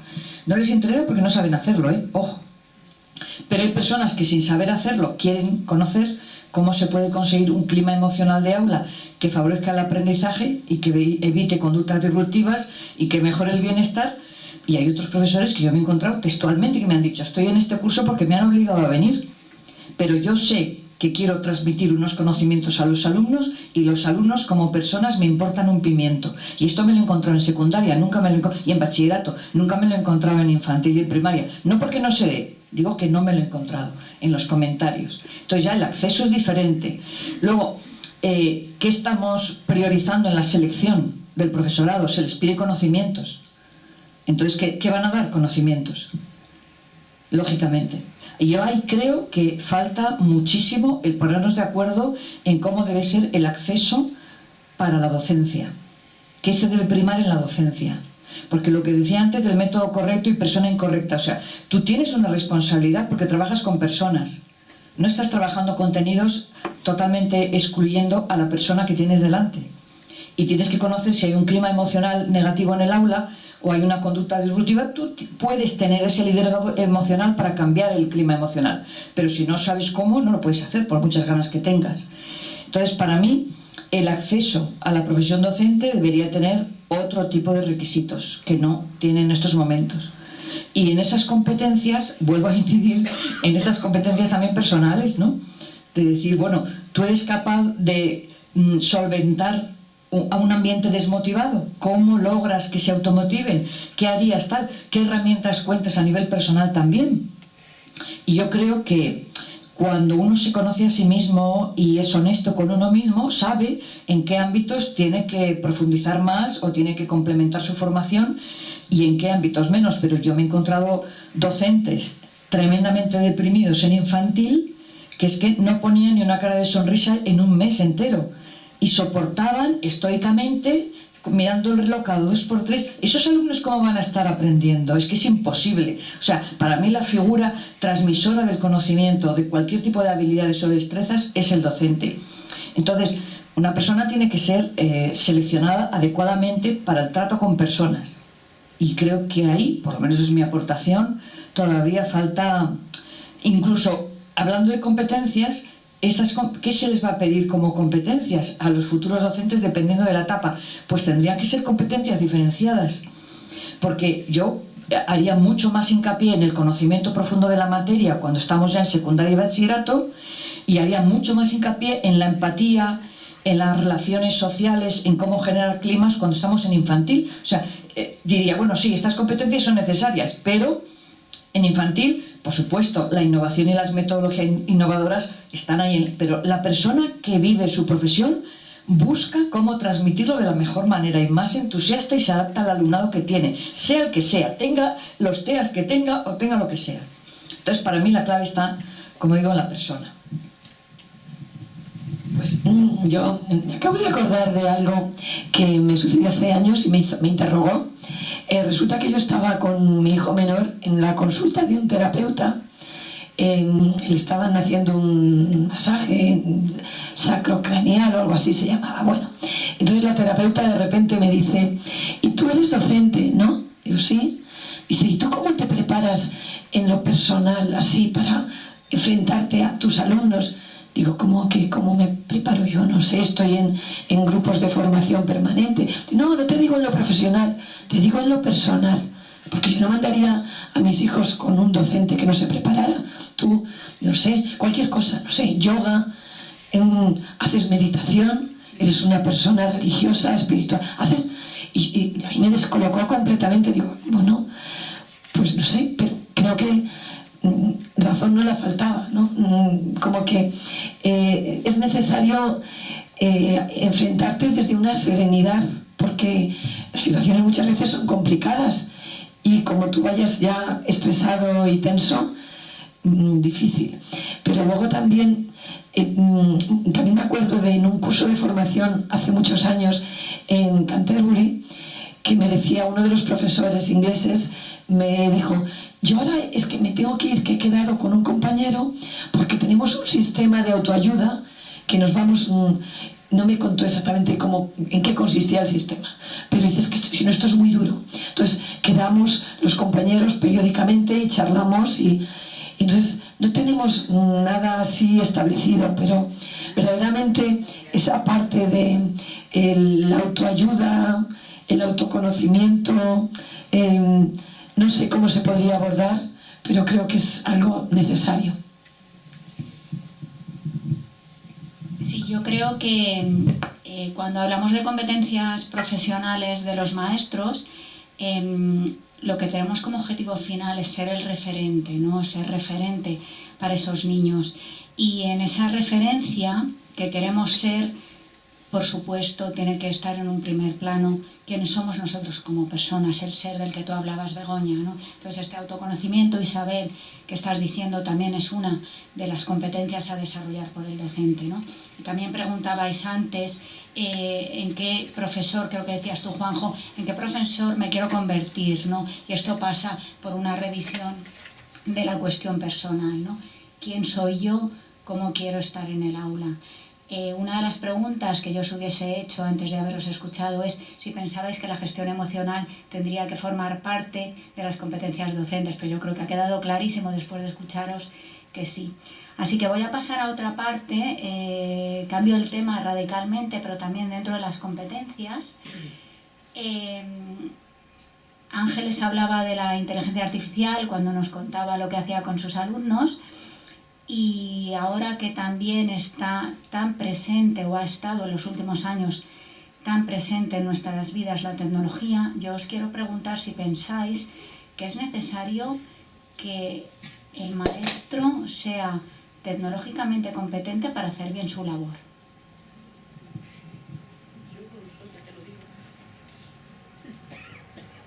¿Empiezas tú, Ángeles? Yo no soy nada competente en tecnologías, nada. Pero de hecho, cada vez que me pasa algo, cualquiera de mis niños, cualquiera se levanta y me lo arregla, 8 años. Me lo arreglan todo. Y Fernando, ¿me puedes poner que se vea la pantalla y que no se vea el ordenador? Claro, profe, bueno, me lo arreglan todos ellos. Pero sí intento que no sea un mundo en el que yo no pueda entrar. Por ejemplo, con esto de la inteligencia artificial les dije, chicos, os voy a enseñar una cosa, pero no la podéis utilizar para hacer los deberes, ¿vale? Claro, porque sabía que eso les iba a llamar la atención. Dice, ay, sí, que a mi hermano lo pillaron en secundaria, profe, y tuvo muchos problemas por hacerlo con la inteligencia artificial, no sé qué, bueno. Entonces, el hecho de incluirlo en el aula, pero en nuestro beneficio, lo podemos usar, pero para que eso sea una herramienta para nosotros. Ellos hicieron sus acrósticos y luego hicimos otros con la inteligencia, claro, mucho más bonitos, me vas a comparar, pero los utilizamos para que nos sirvieran para nuestro propósito, para que nos enseñaran otras cosas a nosotros. Y nuestro objetivo era el hacerle la pregunta correcta al chat para que nos diera lo que nosotros necesitábamos. Entonces el desafío era qué pregunta le hacíamos. Entonces, el utilizar la tecnología para lo que a mí me interesaba en ese momento y para que el desafío fuera ese, porque siempre estamos haciendo desafíos. Pero yo sé que el mundo de la tecnología es suyo, no es el mío ya. Y ahí son ellos mis maestros, no soy yo la suya. Bueno, pues yo creo que las nuevas tecnologías nos ofrecen una cantidad de herramientas tan útiles que no podemos desaprovechar. Yo recuerdo hace años, cuando íbamos a Inglaterra, yo recuerdo llevar una mochila siempre y metiendo en la mochila cualquier folleto, cualquier mapa, cualquier cosa, una servilleta, cualquier cosa. Comprando libros, y ahora está todo en internet, los libros los puedes comprar por Amazon en el idioma que quieras. Bueno, nos ofrecen una cantidad de recursos que no se pueden desaprovechar y que son muy útiles, y bienvenido sea.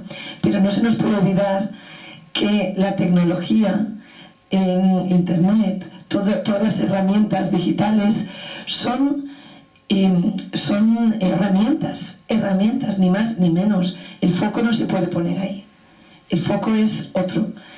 Todo lo que sea herramienta que nos ayuda, fenomenal. Yo a veces las tareas se las pido que me las suban al aula virtual, y otras veces que me las den en papel. Que me las suban al aula virtual los de primero y segundo de eso, pues porque hay una competencia digital con la que tienen que familiarizar y van a tener que utilizar pues este tipo de competencias en la vida. Entonces más vale que vayan aprendiendo, pero lo que importa no es eso, y eso yo creo que ellos y nosotros lo tenemos que tener claro. No ese es el objetivo. Bueno, yo estoy de acuerdo con el planteamiento que hacéis, y quizá voy un pelín más allá. O sea, yo quiero creer que la definición de, si pudiéramos hacerlo, ¿no?, de la calidad de un docente, creo que no se explica excesivamente por su competencia digital. Realmente lo pienso, ¿eh? Y lo pienso incluso haciendo el marco de competencias, que nosotros incorporamos la competencia digital. Estadísticamente, cuando hicimos hay unas técnicas, ¿no?, para hacer como conglomerados entre las competencias. Entonces salían pues las competencias de aula, salían todas juntas, las competencias de centro juntas. La competencia digital, incluso estadísticamente, funcionaba de manera un poco rara y no explicaba casi nada de los resultados. Lo que nos venía a decir es como hay docentes muy competentes que lo se valoran como muy importante, otros que muy poco. Yo creo que no hay mucha relación entre la calidad de los docentes y el nivel de competencia digital que tienen los docentes. Me atrevería a decir que hay magníficos docentes con niveles de competencia digital tremendamente variados. Pero sin embargo, el foco actual, quiero decir, los fondos europeos vienen por hacer proyectos en competencias digitales, y entonces las comunidades autónomas pueden contratar a 40 asesores técnicos para que definan la competencia digital docente. Ahora estamos montando un curso con el Ministerio, tenemos que meter en inteligencia artificial para que nos lleguen fondos europeos. Y yo tengo una intuición de que estamos invirtiendo mucho en competencia digital docente, y mi opinión, aquí sí que me mojo, es que no sé si el rédito que da tiene tanto que ver con la calidad después educativa y con la práctica real. Yo lo que opino es que tenemos que formar para el futuro, no para el pasado. Entonces sí que es cierto que la competencia digital tiene que estar entre los objetivos educativos. Otra cosa es que los profesores puedan invertir un tiempo en ponerse al día en algunas herramientas que luego les van a resultar útiles para su trabajo en la clase. Pero a mí me parece que lo que se está equivocando es destinar tantos fondos económicos y tanta formación descompensada al área tecnológica y poca a la humanística. Entonces, además se está confundiendo, que es lo que yo me planteo que no es cierto, se está confundiendo la tecnología con la innovación. O sea, si un centro tiene mucho aparato informático, es un centro innovador. Si están trabajando en la inteligencia artificial, es un centro innovador. Y yo digo, bueno, es que hay otras innovaciones que, siendo innovaciones, como es incorporar la educación emocional, puede ser una innovación. Otra innovación puede ser tener en cuenta el entorno en esa comunidad de aprendizaje, y que la escuela tenga muros abiertos y esté relacionada con su entorno, y el entorno entra en la escuela, puede ser otra innovación. O sea, hay muchos sectores en la innovación que no tienen que pasar por lo tecnológico, y creo que se ha escorado mucho, o que nos hemos equivocado a la hora de plantear que tiene que haber más recursos en un sentido que en otro. Entonces, a mí lo que me preocupa es el desequilibrio, porque en Argentina tienen una expresión que es cuando alguien hace algo, le das una herramienta y no sabe manejarla, dice como mono con navaja.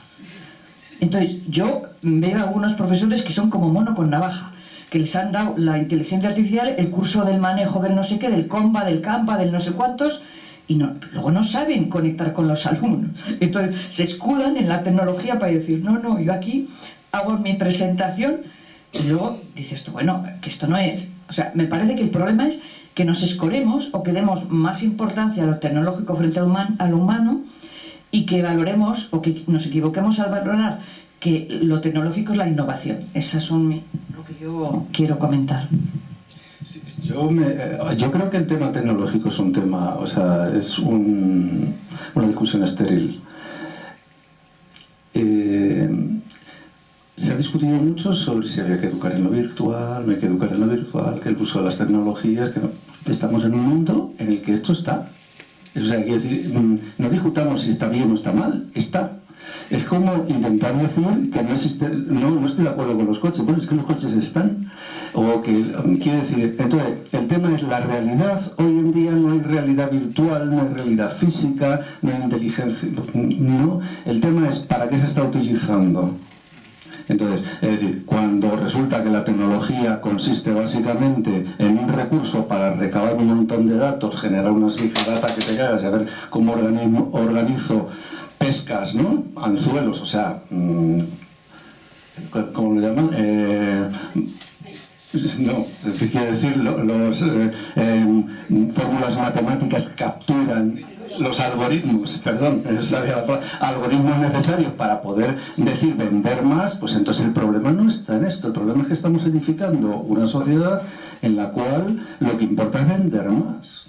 Es decir, entonces a mí, en cambio, la tecnología me parece fantástica. No me parecen fantásticas las NUC. Es decir, yo creo que lo que tenemos es que ser capaces de pensar que lo que necesitamos de los docentes es que sean capaces de invitar o de obligar al alumnado o todos, pero también al alumnado, a hacerse preguntas en realidad, en relación a la realidad que habita. Y la realidad que habita es física, virtual, tecnológica, no tecnológica, etcétera, etcétera, ¿no?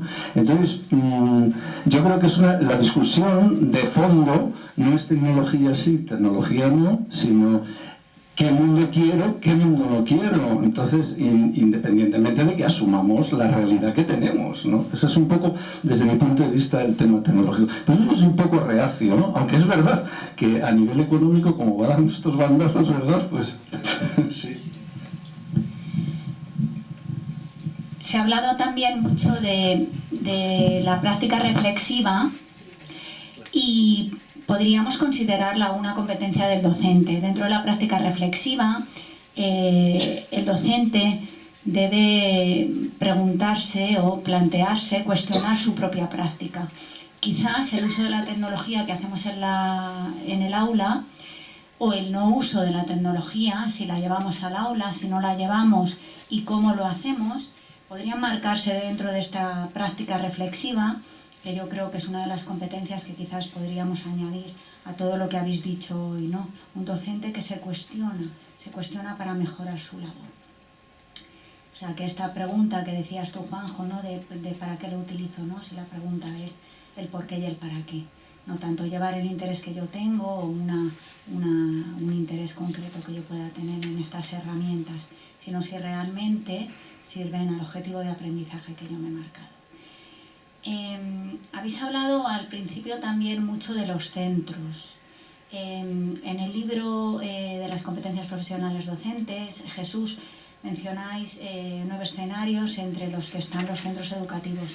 A mí me gustaría preguntaros cómo pensáis que los centros educativos pueden ayudar a que se mejoren las competencias profesionales docentes. Pregunta del millón. Venga, voy a empezar yo. Y creo que tiene que ver con algo que decías también de lo de la práctica reflexiva.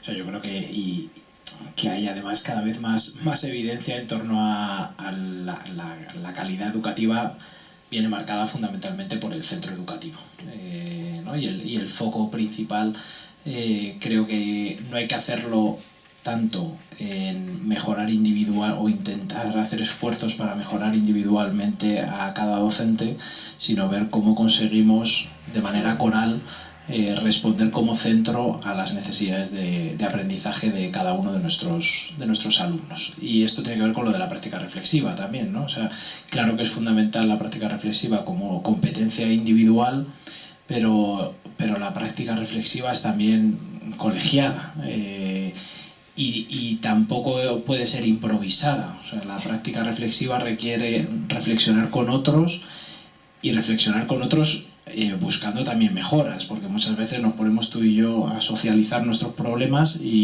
pero no necesariamente estamos mejorando después nuestra práctica educativa, ¿no? O sea, la verdadera formación no solamente pasa por socializar y reflexionar juntos sin saber muy bien cómo, ¿no? Sino que la formación permanente, y antes se ha hablado mucho, ¿no? Y se ha puesto el foco en la formación permanente. A mí me parece que una formación permanente que está basada precisamente en generar cultura de práctica reflexiva de manera colegiada, creo que tiene una contribución directa al conjunto de las competencias, ¿no?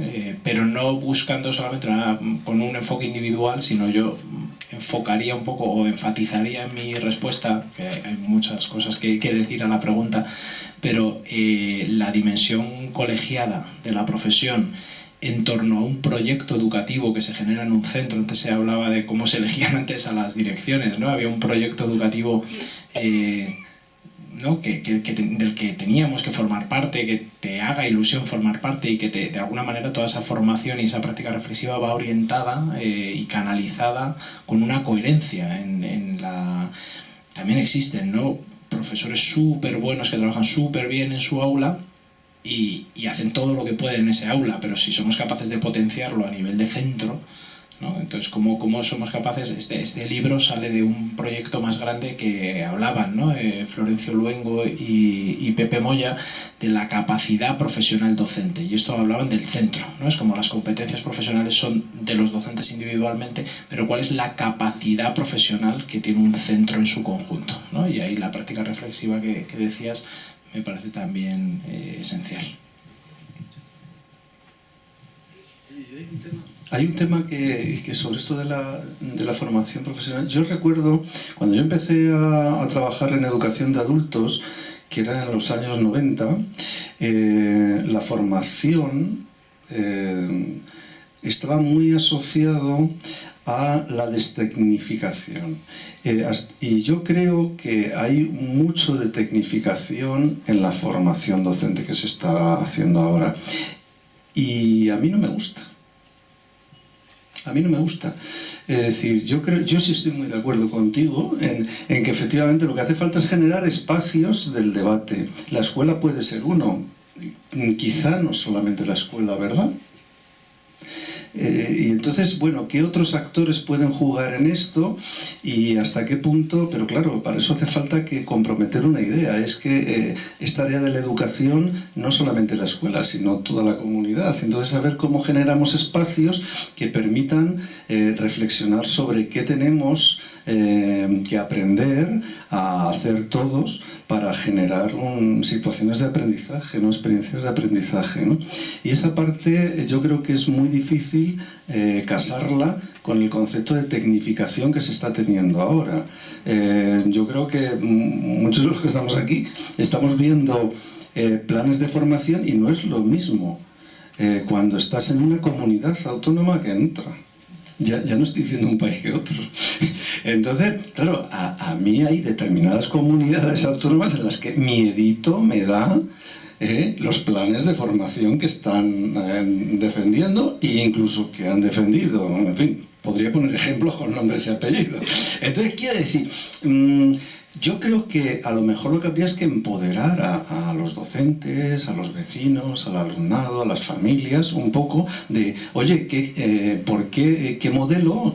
Me gusta mucho lo que has dicho, ¿no? De, oye, ¿qué proyecto educativo defendemos y cómo trabajamos para él? Y cómo nos tenemos que poner las pilas todos para que bueno, pues nuestro colectivo, nuestra institución educativa, en este caso, ¿no?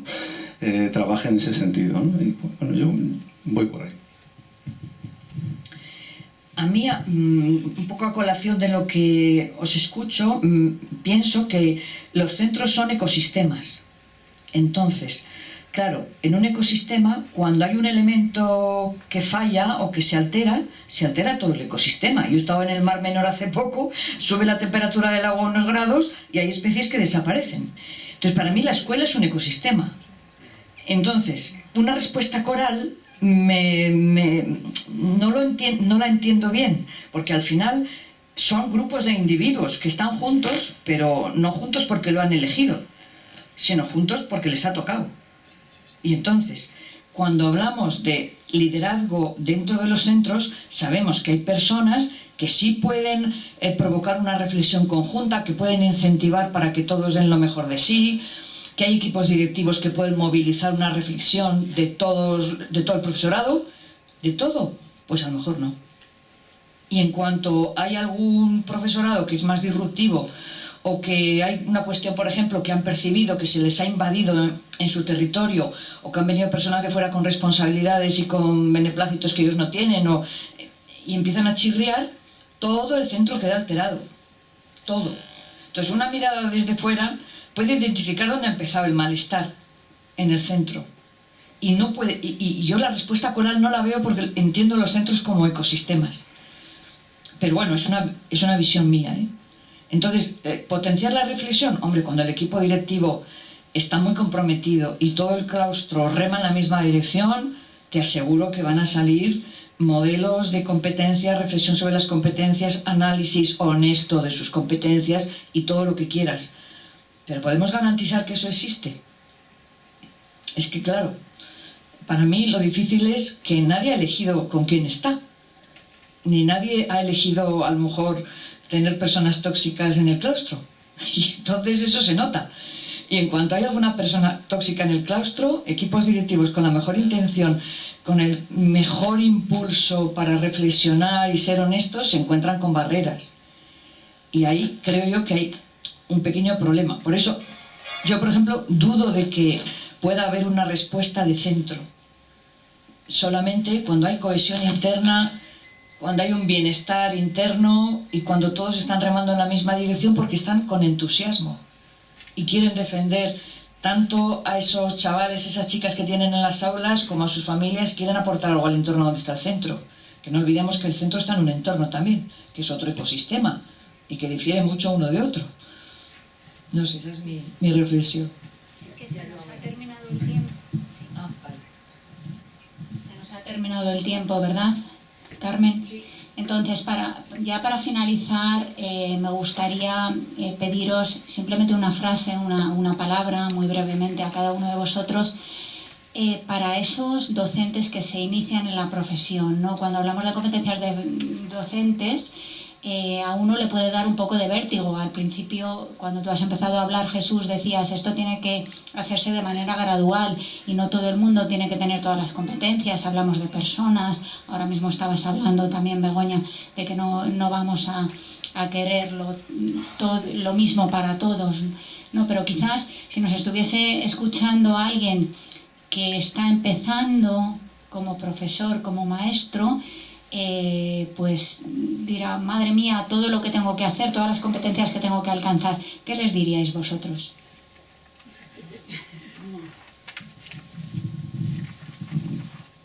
Qué difícil.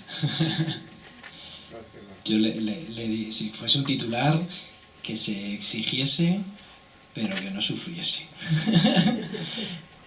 ¿No? Este punto en el cual uno dice, tengo que dar de mí, ¿no?, lo mejor, pero siendo conscientes de que se puede hasta donde se puede, ¿no? Y que muchas cosas, yo creo que también sobre los docentes recae ahora una responsabilidad que a veces es excesiva, ¿no? Que no todo depende de los docentes, no todo depende de la escuela, que llegase a disfrutar fundamentalmente de su profesión. Pues no lo sé. Yo creo que lo que habría que intentar es invitar a la gente a que reflexionara sobre qué sueña, quiero decir, para qué se ¿y tú para qué te...? Yo hay una cosa que pregunto a los profes cuando trabajo con ellos, es decir, vamos a ver, como ricos no sabéis hacer, porque eso creo que ya lo tiene todo el mundo claro, entonces exactamente tú para qué quieres levantarte todos los días a las 7 de la mañana para entrar a clase. Y entonces genera espacio para eso, para que contestaran a esa pregunta. Bueno, yo en realidad en un titular así muy breve les diría que todos los seres humanos queremos ser felices. Entonces, si van a ser felices educando, adelante. Si van a sufrir, que se retiren. Porque si van a sufrir, van a provocar sufrimiento. Pues yo les diría a alguien que está empezando, no dejes de remar en este barco, que te vas a encontrar tesoros increíbles, vas a enriquecerte mucho más de lo que tú te crees. Y esto es fascinante. La pregunta era hacia las competencias, ¿verdad? ¿La puedes repetir, por favor?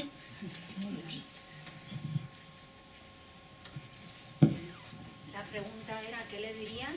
¿Qué le dirías? Sí. ¿Qué le dirías a un profesor que acaba de empezar, se inicia en la profesión?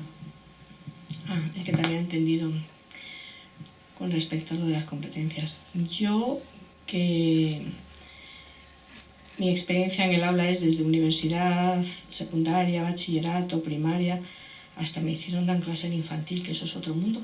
Pero bueno, creo que lo que les podría decir es que mira al niño y que lo veas. Quien dice niño dice el alumno que tienes delante. Si tú eres capaz de ver a la persona y de verla, las competencias vienen solas.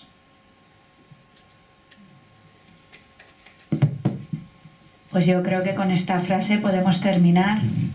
Muchísimas gracias a todos y yo le cedo la palabra a Carmen para que os cuente lo que viene a continuación. Sí.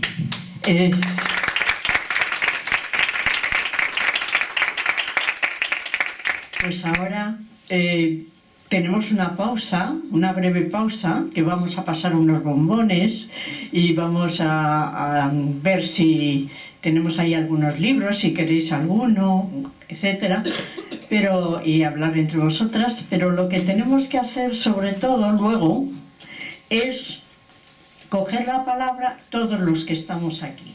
No solamente la mesa, sino que nos ha interesado mucho ver lo que habéis cogido, pensar qué conclusiones podemos tener a partir de esto.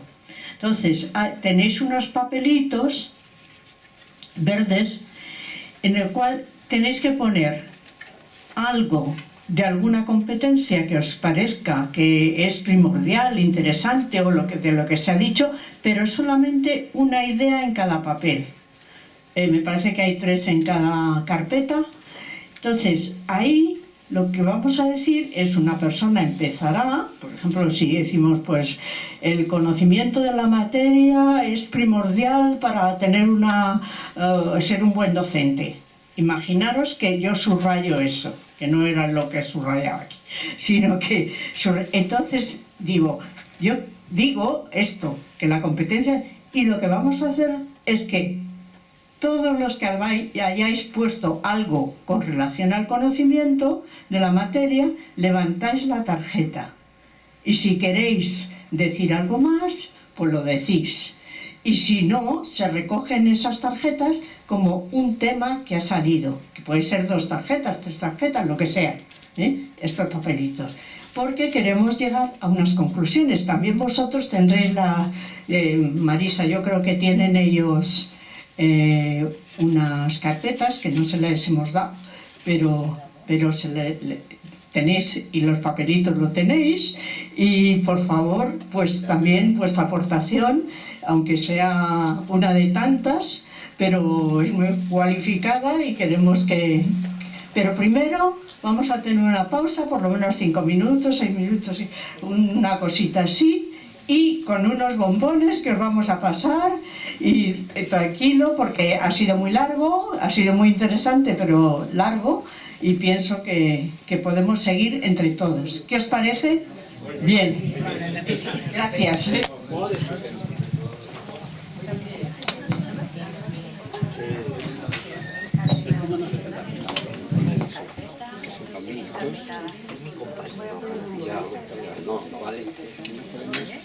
No me da la gana ponerme porque no se me ha dicho.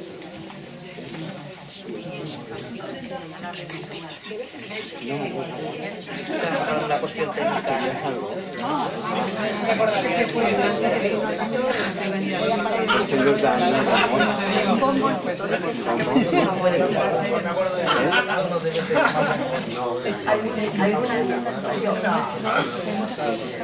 Hay una cosa que los ingleses usan mucho, que es meet the author, que es encontrarse con los autores, con los que son expertos. Entonces en este momento también os podéis acercar a ellos. Si queréis comprarles algún libro para que firmen, pues genial. No sé si tenéis los tres que hemos traído, porque hemos traído el de las competencias, el aprendizaje emocionante y un aula, un proyecto. De Juanjo.